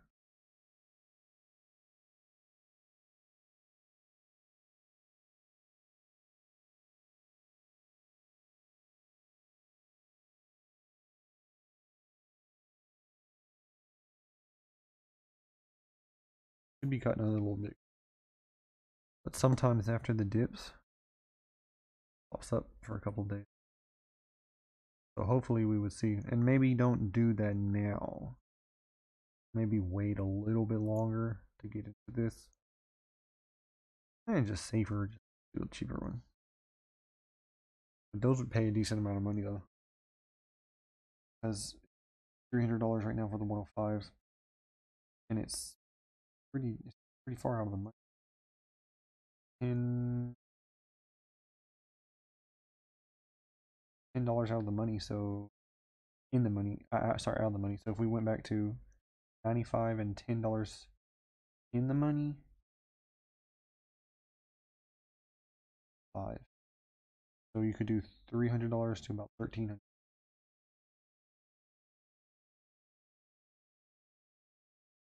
Be interesting because depends on what your thoughts would be on how long if it's gonna last. But for me, it could be if they were cheap, maybe even do 2 months out just to play it safe because why not? Or even 36 days, 51 days. The 107, it's so it's double. It's about $600. It'd be very interesting. I'm interested in it, to say the least.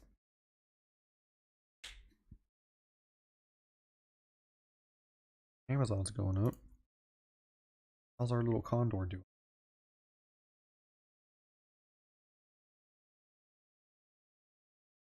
Oh, doing all right.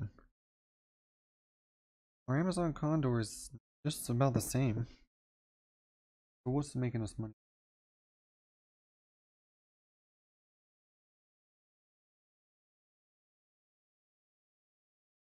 It's I have I'm finding it.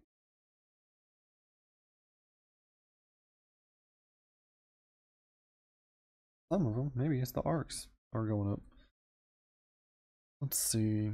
Easier to just look at this. Oh yeah, arc G is up at. Oh yeah, sure. Well, everything's taking a nice little bounce here. S&P is positive, Dow's positive.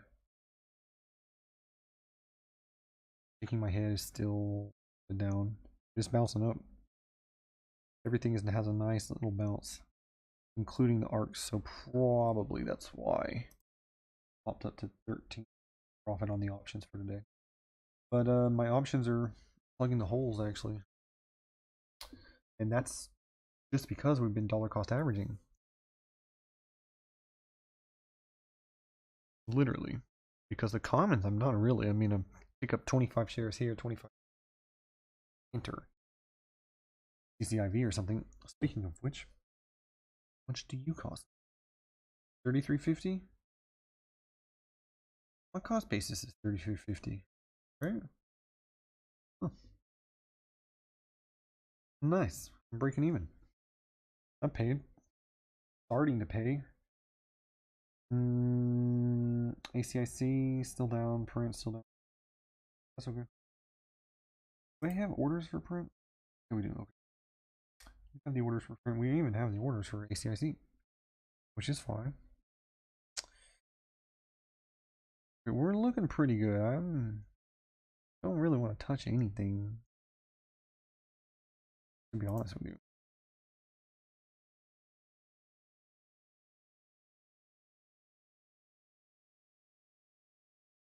Sitting right at 100% for the year. Okay. I wonder if I'm beating Kathy. Probably not even a fair comparison because I have so many. But I don't really though.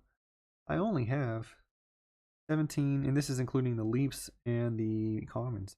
I have 17,000 of Arc K, 15 of Arc G, 8 of Arc W, and then I just have 1750 of Arc F. I don't really have so much of her stuff. I mean, in perspective, in relativity to my. And I'm doing like I'm at 99. Okay, for the year. I'm almost beating her though. Let's see. Just Arc K, for example. How much are you doing? I'm sure she's beating me. I think it's pretty close. I mean, obviously, I'm trying to beat her. Let's change this chart settings, axis to percentage. And we can see the percentage. So, yeah, I mean, from 2020, so that'd be January, yes. January, yeah, that's pretty perfect. December 31st. She is up 170 for RK. Yeah. That's crazy though. That's a lot. That's including the coronavirus. I mean, if we think about just for the coronavirus dip, she is up almost 300%. I mean, pull your money in the market exactly on March 18th, 2020. You would be up 300%. But for the year, well, I mean that's for 2020 until now. But yeah, I mean that's pretty fair. That's calculating too. So yeah, I'm taking a more safer approach than Arc, I guess. Although I mean, obviously I've got a lot of ETFs for like Nasdaq, Tech One, S&P one, Semiconductor one. So those are going to be a little bit more safe. And Arc can lose a lot of money, as you can see, down probably. Oof! In the last couple days, I mean.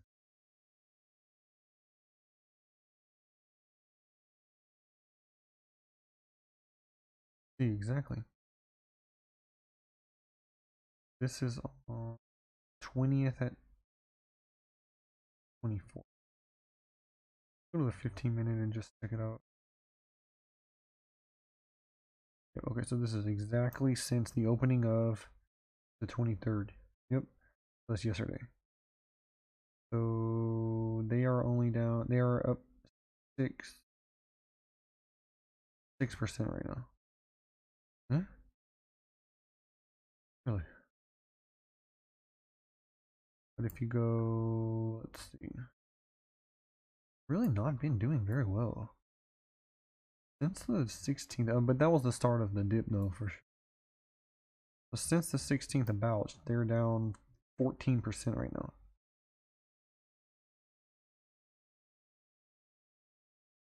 Anyways, down 14%. What that means to me is just buy it because it's down 14% right now. But as we saw, it was up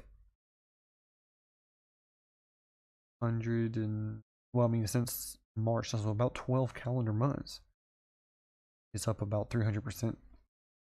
So 14% ain't nothing. So I got Ameritrade and set it up and then used public. Webull deposit finally cleared after weeks of waiting. Okay. Yeah. I mean, depends on your account balance, but I would slowly start adding some ARC. Honest with you, because it's 14, it's down 14%. Maybe the ARC G is even down more, and ARC F. But if you're bullish on growth stocks, tech stocks, fintech, genomics, those are the ones to be buying. So if you have a really small account balance, I would just go in for a couple shares a day or something. Just depends.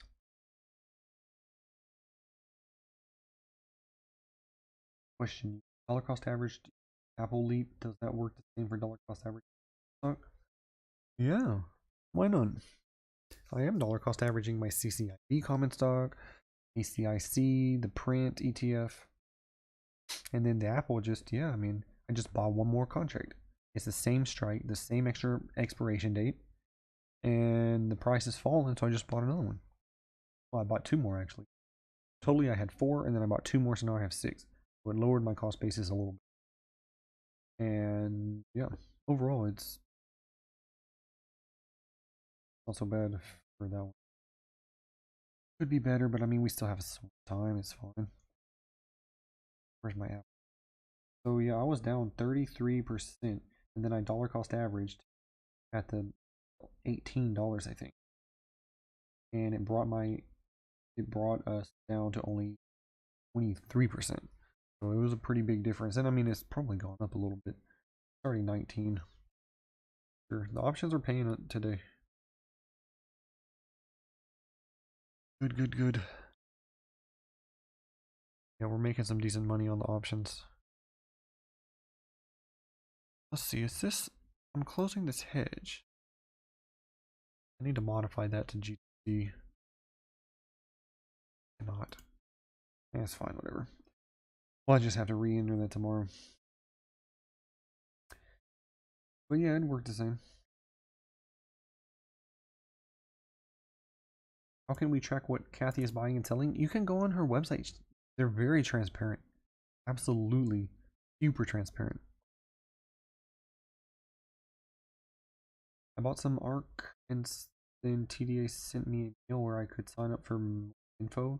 And it looks like Kathy's team updates you on. Yeah. They do. You can go to their website, I think, see everything. Does that mean the break even for the option lowers as well? Yeah, because you've paid less for the your average price is down for those contracts, so the break even would be too, for sure. You bought one option contract at $5 and another at 4, then your new average for buying both would be 4.5. So yeah, your break even would be, yep, for sure. Account balance 66666. Yo. Nice one, Gary Tubbs. Yeah, we're not doing all that great the last few days, but we're trying to buy the dip, keeping some cash on the sidelines, trying to eke out some gains. What do you think of the PFP call Let me look at that.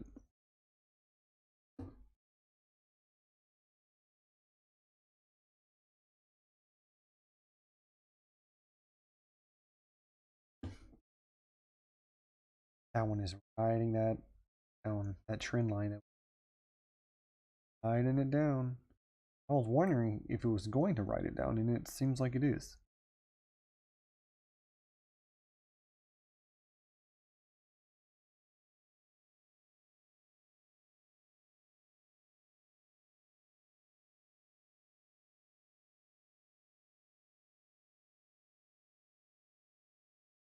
I don't know.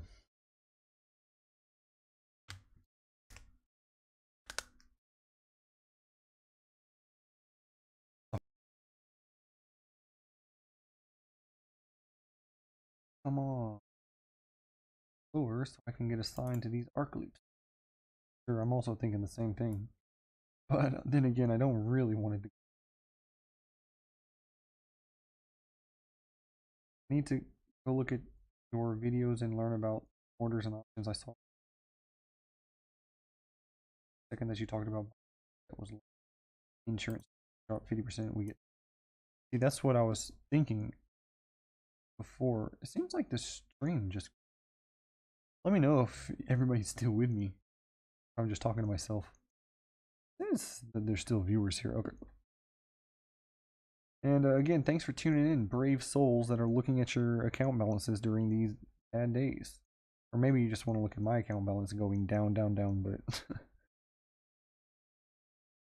Okay. Yes, these VPNs are not the best.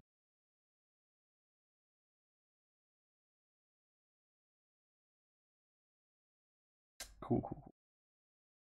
But yeah, I do appreciate you guys tuning in. Anyway, so what was I gonna say? Well, I mean, Ben, you could do the Dow Jones ETF like DIA. You could do if you're heavy in tech, if your portfolio is heavy in tech, and you could do XLK. If you don't have anything at all, then you could do like an S&P 500 growth like SPYG. That one's not expensive. XLK one is cheap. Show you. Thanks for watching the videos though, I appreciate that. So this is what I got. I got like 200 of these, but it's really cheap. I mean, we go to 331 days out on puts. Just the first one here. Yep, you could probably pick these up for 41 right now. 1 cent on the dollar. For some reason that says 9 cents.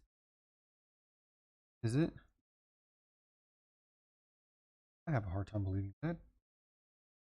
Went down that much? It says the last price is 36 cents. But yeah, you could pick some of those up. Probably it's gonna cost you around 36 cents, I assume. Pretty much I'm looking at this one.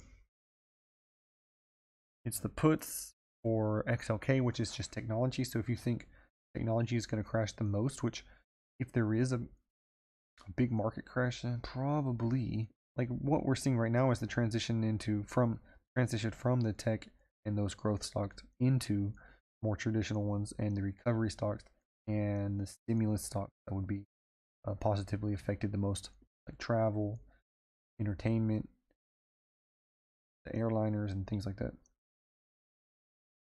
And also real estate. But yeah, I would do something like that. Worth it because those can even double. You could just do a volume play.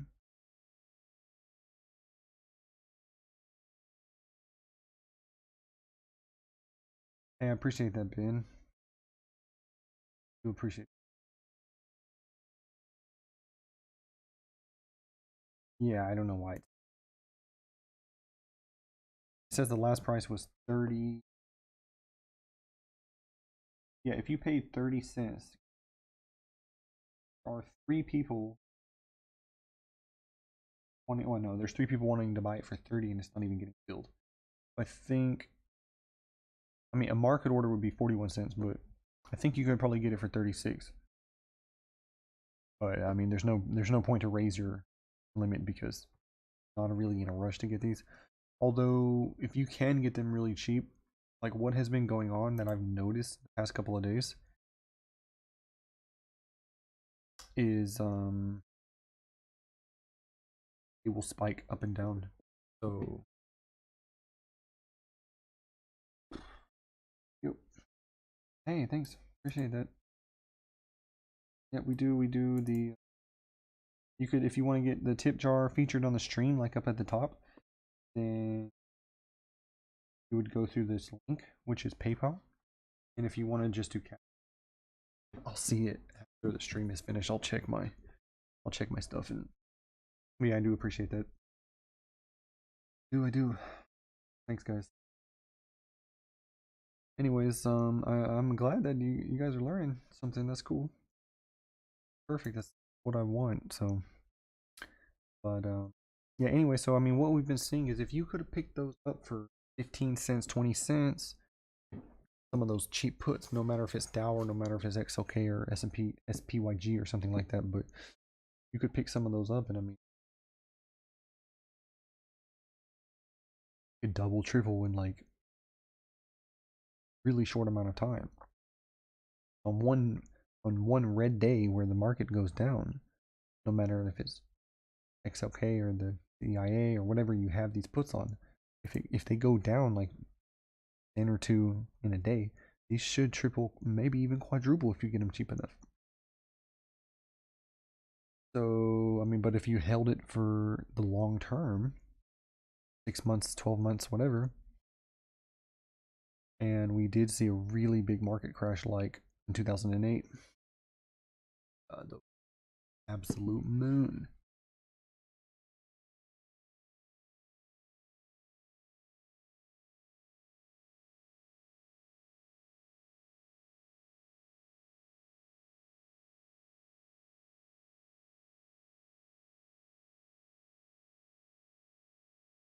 But anyways,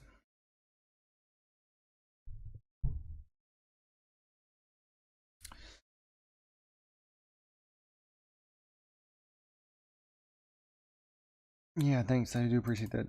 I know some of you guys have had some gains for me, but I know that everything is down. Like literally yesterday, if you bought anything, pretty much you would be losing money, except for like some energy plays or oh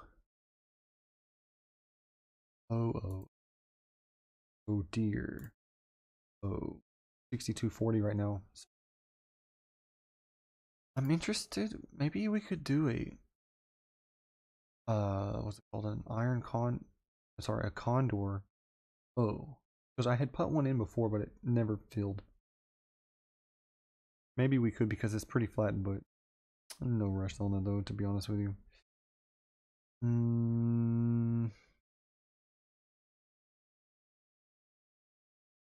I mean, the good news is on my O, I'm up 8.5%, and that's basically almost a year. So that's not bad. Plus, they give 4.5% dividends. I mean, don't expect too much. It's not a growth stock. It's not a tech stock. But the fact that they pay 4.5% dividends and they always raise the dividends, they don't lower them, and they always pay them. They're not late or anything paying them, and they pay them every month. So just because of that, that's pretty interesting for me. I mean, if you can put enough money in those, I mean, you need a decent amount though. If you want like a nice little teacher salary every year, and you're making 4.5, that's 12%. You could probably do. You put 250 in it. But I mean, if you just wanted just the dividends to pay out right now, it's 4.5%. So,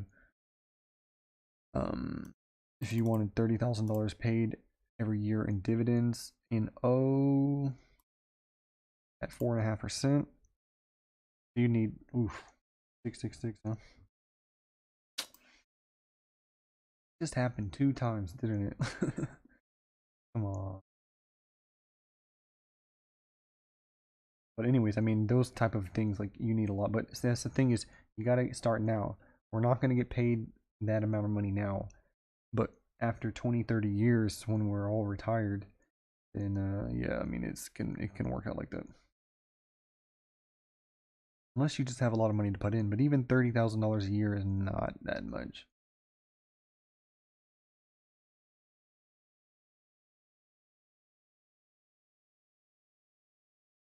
Thanks, Monica. I appreciate it. Hope you guys made some money, even though, I mean, we're pretty. Nobody making money these days, I guess. I mean, maybe some of you guys are making money. I'd be interested to see. Fine, and send me some pictures.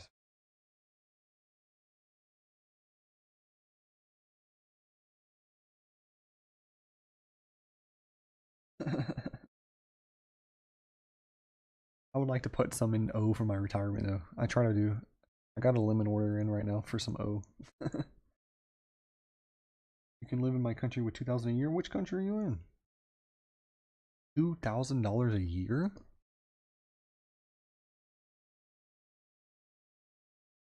Hold on, let me guess.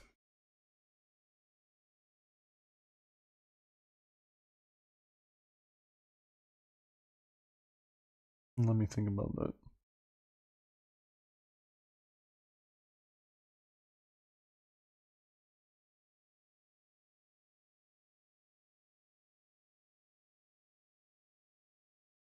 I don't know. $2,000 is not much.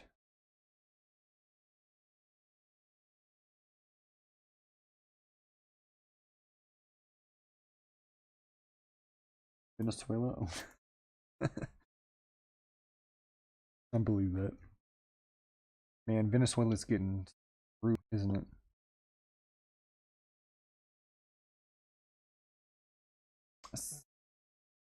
66666 means we are going to hill which are going deeper into red and alpine.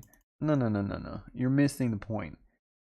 666666666 is literally like one of the luckiest numbers in China. No, no, no, no. We're going up. That's pretty funny though.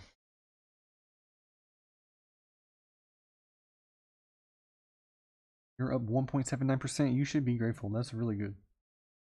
100 shares of Jivo and Triple U. Good, good. Some O and MT. Nice. Some O. Smart. I like O. It's just so boomer. It's so slow moving, but it's not that it doesn't move. I'm up, including the dividends. I think I did about 12%. It's not lasting like a year. Not really very good, but it's been a rough year though. It's literally just flat. But if we look at the week chart though, it goes up. Here's the month chart. It goes up, guys. It does. I mean, that's a really interesting support though. If you think about it. Oh. That's on the month chart. I wonder if I can make these things go away somehow.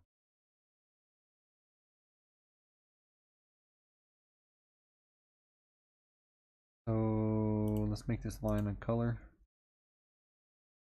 Okay. So yeah, that's interesting though. I mean, what? Let's do some fun things right now. Let's experiment. That was the 2008, I bet you. Because it's real estate, 2008 real estate crash. But I mean, if you bought at the bottom, you're golden. Super golden. So that's kind of the point. That in 2000 and that was middle 2007, 2008. That was how long ago? 12, 13 years ago. So that's not that long. I mean, if you consider how long life is. But it goes up. And they're paying dividends. Back then, they're probably only paying 3 something. They're always going up. So, I mean, the point here is this is long term retirement type of play. Never sell it, just keep it. Right now is not a bad idea to be buying it.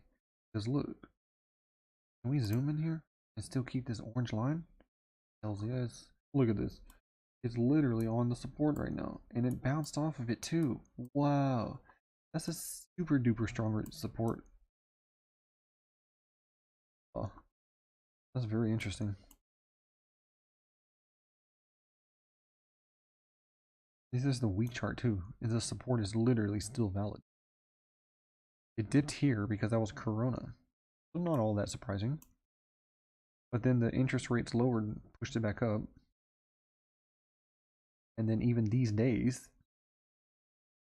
it bounced off of it. That's interesting. So the point is we should have bought it down here. And once it goes back to this support, then we should buy it. But of course, if it takes a long time to go back to the support, then it's not really worth it. But a good deal would be somewhere in here.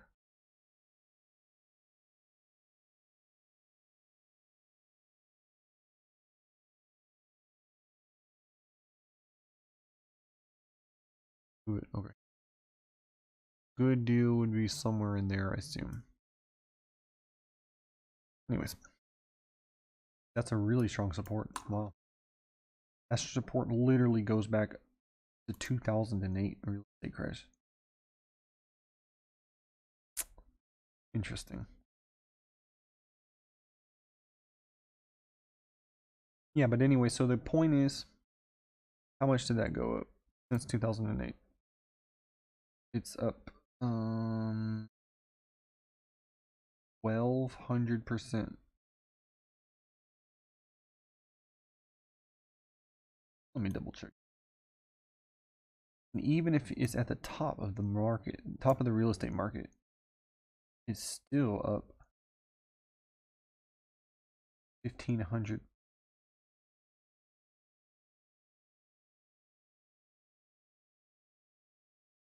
And 62 and something like that, 162% is what it was. Yeah, that's about right. That's really close to that 180-day moving average, actually, if you drag that out.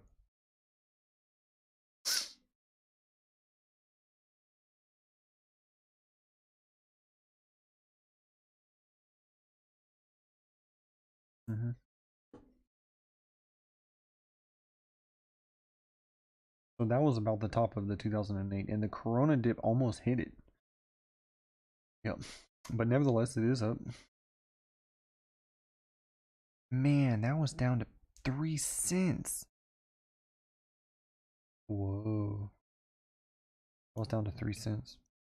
So yeah, if you go from that 3 cent part, then yeah, it's up 2200%. But I don't really want it because I was about to do some math and calculate the average per average growth per year.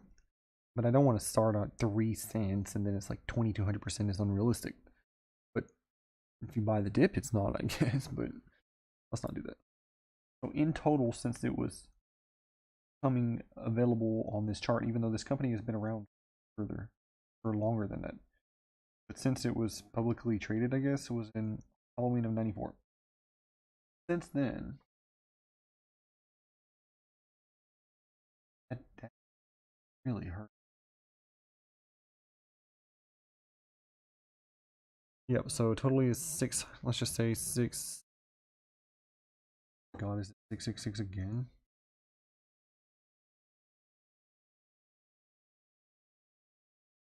Oh, whatever.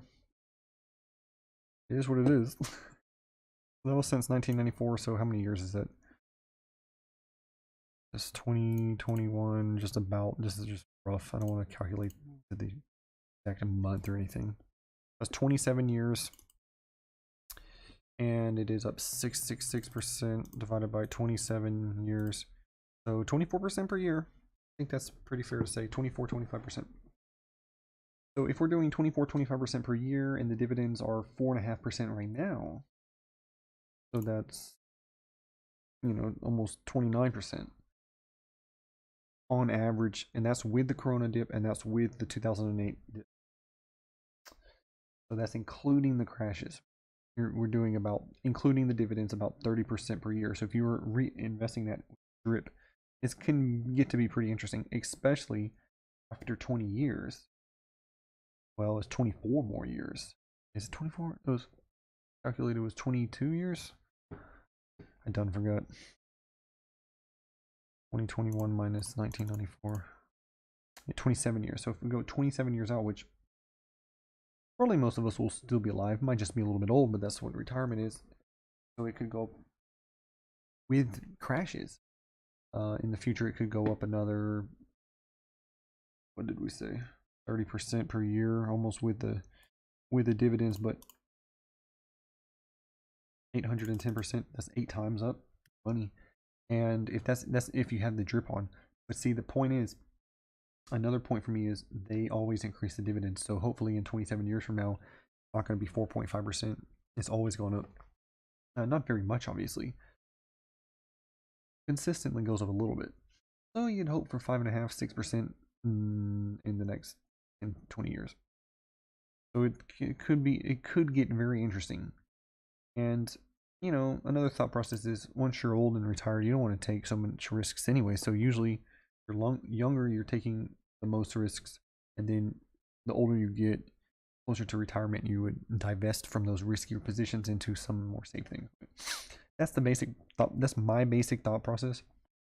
And you know, don't misunderstand. I only have $20,000 in O right now, which that's not even enough for cheapest of cheap houses.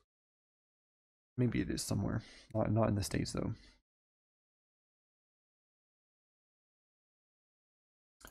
Option play recommendations. There's a lot of things. I would just get into some leaps for ARK right now.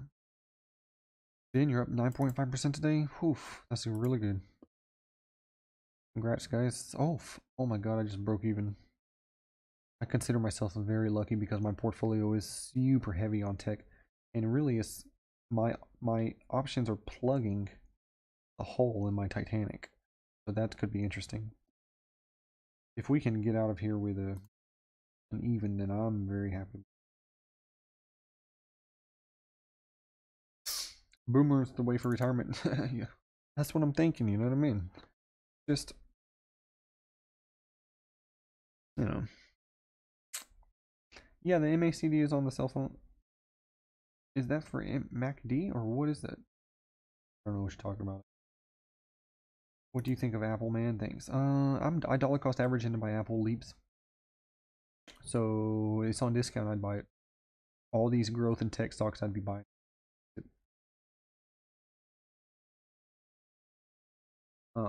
I heard let's do some fun things, and then I went to a different screen after accepting order. Yeah, yeah. Start adding 5 to 10 shares for sure. I had a buy order for like 17, which is obviously not much, but I just because Webull doesn't have a drip right now, so with the dividends that I made, I think keep in mind I only had $20,000 in it, and so it's basically like the rent because that's what they're doing. They have commercial properties and all the different real estate properties, offices and malls and whatever, and they're managing these for you, and you get paid the rent every month. $20,000 into my real estate investment trust of I made $1,000 a year. So obviously that's not very much, but I went ahead and just took it manually and invested it back into O. So it's probably, if you don't have drip on, then just do that every quarter, I would say. You know, because you ain't gonna make much anyway, so you might as well just invest it back in. Every time you can buy 1 more share or 2 more shares or 5 more shares from your dividends, just buy them.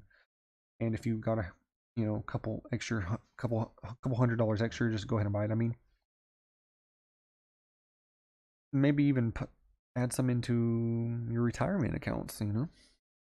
I personally would, and just get a lot of extra, because when you're retired and you're doing 5 6, I mean, by that time, let's assume that it continues like it's continuing, you're doing 6% dividends, should be enough for your life, especially if you've accumulated and invested over 20-30 years. You know, that's the point. So it should be a nice little nest egg that you have built up, and you're getting 6%, and it should be enough to live.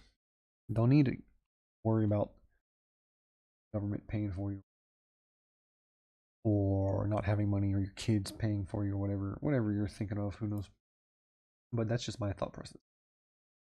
And that's 5-6% dividends, but also it's growing by 24% per year on average since its IPO, I guess. Well, the IPO was in 94.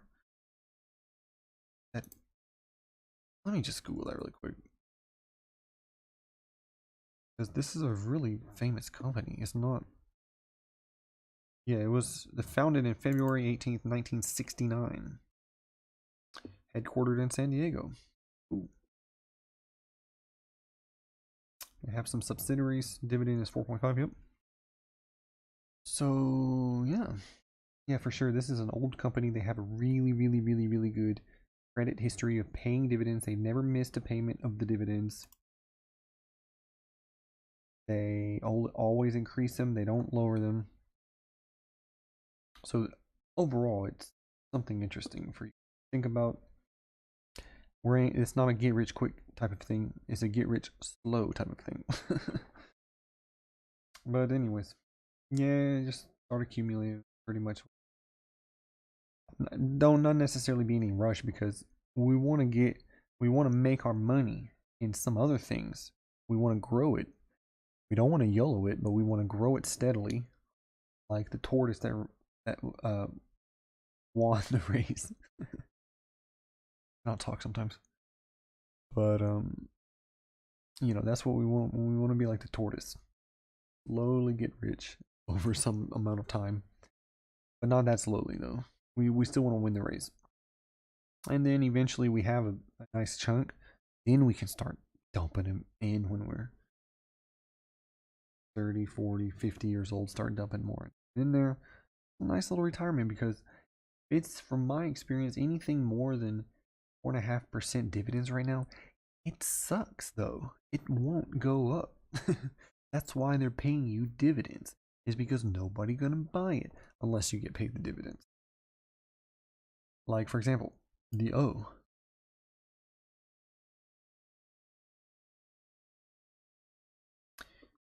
It goes up, but it doesn't go up that much. And as of late, it's pretty flat. There's some long stretches, 2016 all the way over to 2018, like 2 years where it ain't doing nothing.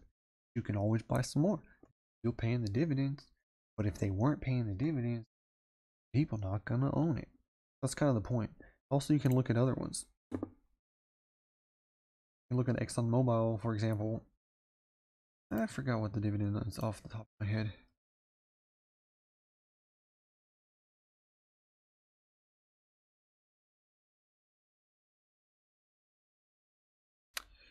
$6.6.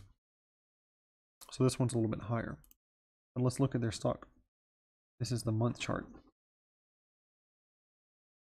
So from now it's what, 2021, and then back all the way back to 2004. It's the same price. You see what I'm saying? My point is, it ain't doing very well. I mean, oil stocks are not, but that's why they gotta pay. I mean, obviously, if you want to go back to the booming 80s, the 90s, I mean, they had an oil scare here for sure. I remember. Yep. But yeah, overall, since the 2000s, is not doing very well. People putting their money in other things, like tech and .com. Well, during that time, at least. Anyways, they're paying 6.6% because it's not really going up, and nobody gonna buy it. And it's the same thing for a lot of things. You can also look at another pretty good one is this one. This one's going up decently. This is a pharmaceutical company, and they pay pretty good dividends, and it actually has some growth going on. They pay almost 5%, 4.95%. But I mean, if you guys are young and you're looking to grow your money, like myself, dividend stocks is not the way to be doing it. Because they're only paying you these dividends because it sucks. you're looking for a new watch list stock, check out Joe. They're a real estate investment and hospitality company headquartered in Panama City. Okay. Yeah, I remember you told me that's where you're from, I think, Monica, right? GameStop is up 11%. Crazy. Is this for realty income, slow growth I've been speaking of? Yeah, I mean, it's 24% per year, averaged out over 27 years. They're growing at about a rate of 24% since 1994 per year. So that's pretty good. And that's relatively super safe, I would say, to invest in O. And they also have a 4.5% dividend. So you're getting around 29% on average per year. But for myself, I'm not going to put too much money in that right now. I would prefer to have a lot more growth right now. So then later in my life, I would sink a lot more into O. But O is on the top of my list. O and I think it's AbbVie. AbbVie. I don't even know how to pronounce that, to be honest with you. But it's ABBV. This one is paying almost 5%, and you can see it's had some growth. But this is only since 2012. So you got 2013. That's the very end of 20. Since 2013, I mean, it's up from $35 to $107, so it's pretty good for sure. A couple 100%, but we have much more data on O. We have since 1969, since they were founded. That's a very well established company. And since they IPO'd on the stock market, I guess it was in 94. And since 1994, it's gone up an average of, including the dividends, is on up an average of 29%, 29% per year. So yeah, I mean, yeah, it depends on which NNDM calls for sure. It's possible. I'm cost averaging on some commons actually. I wonder how we're doing here. Oof, we're up 1%. Oh man, that's nice to look at. How's the Amazon Condor? 1.25%. I mean, I'm just gonna wait. It's a nice little experiment on this Condor. I want to see what happens closer to the expiration. We'll see. Who knows? But supposedly we can turn 800 into 3,700 if. So we'll see. The options are about the same, to be honest with you, but my comments are going up a lot. Let me guess. Probably Soxel.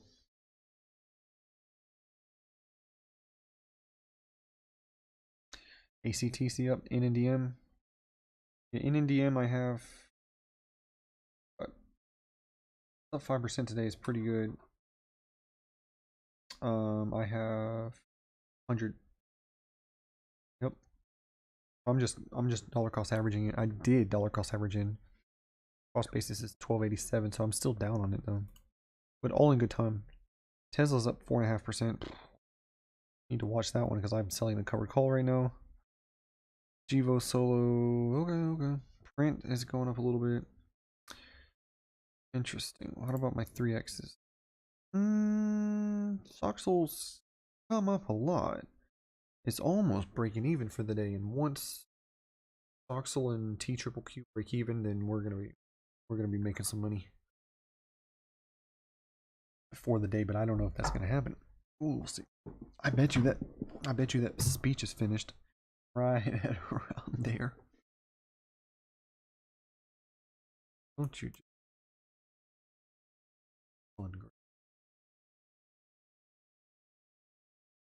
go down to the 15-minute? Yeah, I bet you that speech finished right around there. And then everybody's like, okay, business as usual.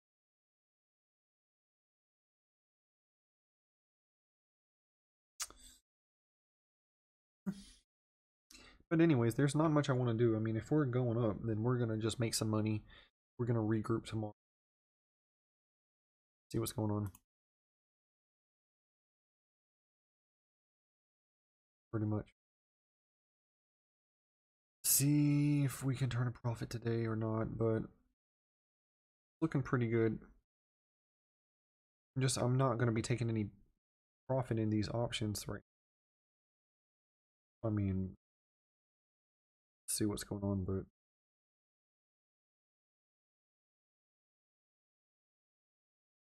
tomorrow I'll be more, if we're turning a profit today, tomorrow I'll be more interested to see what we can close options wise, because I definitely want to close some. I'm at 32 options, which is fine,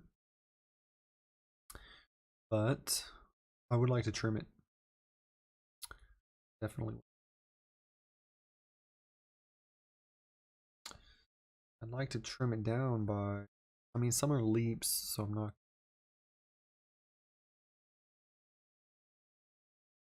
just going to be a little bit conscious of that. Don't want to overexpose myself. And anyways, looks like people's buying tech and semis. Yeah, everything is so negative right now. There's nothing we can do here. Tesla. Something I need. Current price. Current price is, it's almost 730.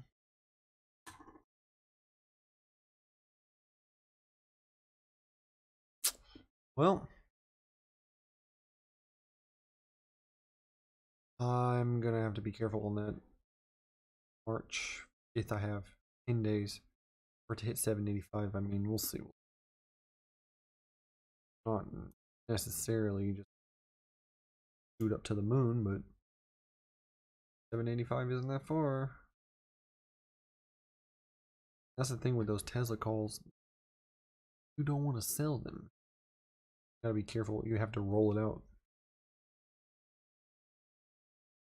Because Tesla is gone so much so there's a lot holding Tesla that bunch of capital gains. Then you'd have to pay the tax on it. I mean, one day you won't have to pay the tax anyways if you sold it. But I mean, that could really, I mean, if you're not over 12 months, that could just totally increase your tax bracket. But those gains all of a sudden, so a little bit. Anyways, let's see if we can hunt out any bargains right now. Things are going up.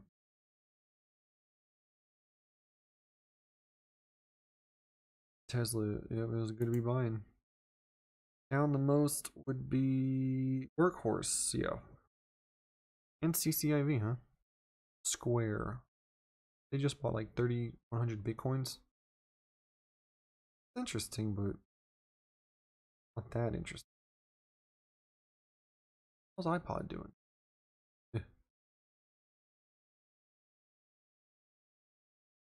Alright. I might want to get back into this. Like we got a moving average now for the 50. Look like it's holding. Could be interesting. I mean, even something like this, because this is managed by Chamath. Chamath Papapali. Something like that. I cannot pronounce it. But hopefully he runs for governor of California. That would be sick. Wins. And then that'll be cool. And then I can move there.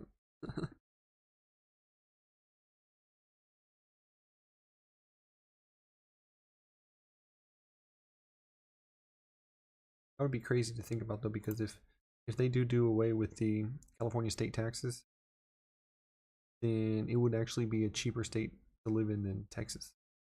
Because Texas property taxes are double. Granted, California houses are double of Texas. So it kind of works out to be about the same dollar amount wise. Percentage wise, Texas taxes are, and they don't have any income tax. California have a income tax, although I think it's around $100,000 income. I think around 6%. You can have some deduction stuff like that though.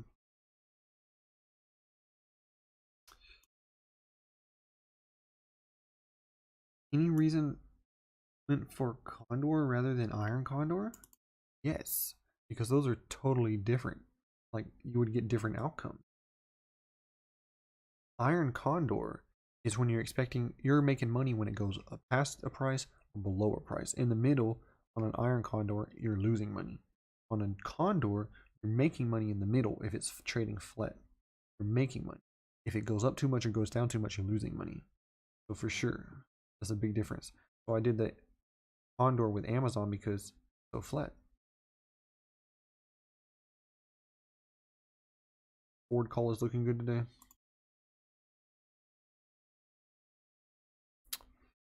Good for you, Monica, for holding through this dip. Good for you. I will be coming out worse, but I played it safe. I'll be coming out worse because I took those hedges. I took the XLK hedge and I took the SMH hedge. So I'm down about 20% on those right now. But hey, I was playing it safe and I cut some of the options. Yeah, Ford is going up a lot. I have some Ford. Thinking about buying some more, to be honest with you. I wonder if it's going to break this. Up 3%, I mean, for a really old car company that has had basically no innovation in the longest time, this is pretty good for them. And I mean, for sure, they're doing the electric Mustang now, but still, you know what I mean? This is pretty good performance from Ford. I mean, it was sitting down around less than a $10 stock long time. It was $35, and that was in 1999 before things started going bad. Ford. Oil is moving up a lot. Exxon Mobil is up. I wonder what about Chevron. I don't really. Oil, Chevron's $102. Nice. Well, you can get up there. Oil is moving up. Our potential Visa play has gone up a lot.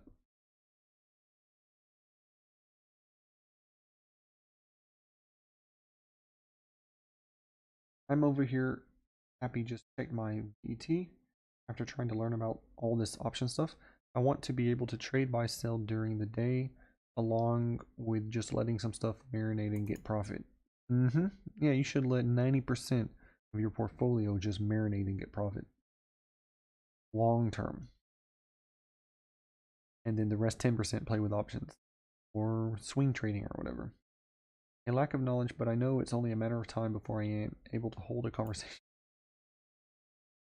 For sure. Just hang in there. Keep watching my stuff and other people's stuff, and eventually you're gonna learn. Well, selling Iron Condor is the same. Yeah. It's selling it for sure.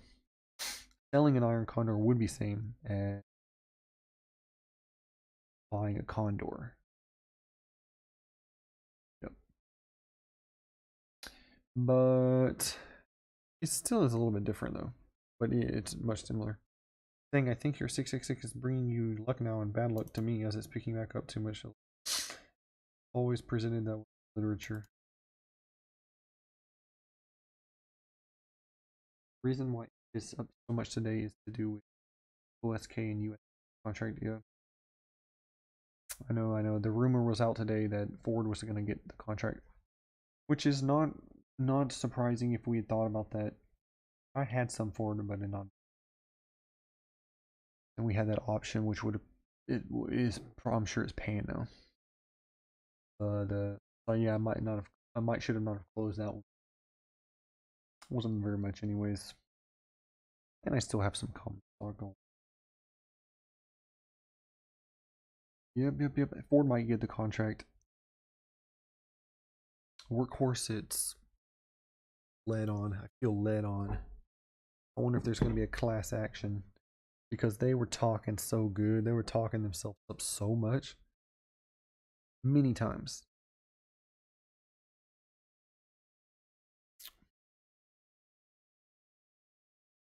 I'm disappointed in Workhorse, to be honest. Luckily, we didn't buy any. I thought about it too. That would have been bad. But anyways, guys. Good, that's good. $40. Anyways, guys, pretty much that's about it. Let's see, what are we gonna finish at? Very much we're gonna do today. We're gonna let this see what is gonna happen. I mean, we need to make some money, so hopefully this keeps going in the right direction. So far, everything is looking pretty good. THCX is leading the way, and then PBW, the clean energy. So that's good. That's what I was thinking to buy during this dip was clean energy, and renewable energy got smashed during this dip, as well as the ARCs. So hopefully you bought them and you're getting paid. Should be. I mean, we're still down overall in the dip. Still haven't recovered fully, but soon we're gonna get paid, guys. I believe it. Well, anyways, guys, appreciate you joining in. Go ahead and check the links in the description. If you're just tuning in, by the way, we got some links down there for the Discord, the VIP. We have a new role for the Discord of Diamond Hands. So the way you would get Diamond Hands in the Discord is if you're a one-on-one client of mine, you're going to get it automatically. If you are donating to the tip jar, contributing, I will give you a Diamond Hands. And also if you are just really helpful and helping out, and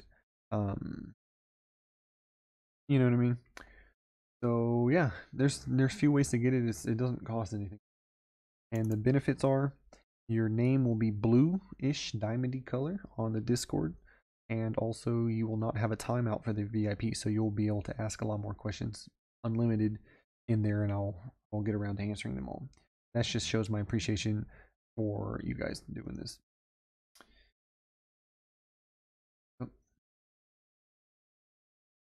Yeah, I took a look at Jet's midterm calls. I'm not interested in that, but I might, if you remind me tomorrow, I will take a look into them. I'm not trying to get into anything right now. I want to wait and to see if we recover more, especially shorter midterms. But anyways, guys, appreciate you.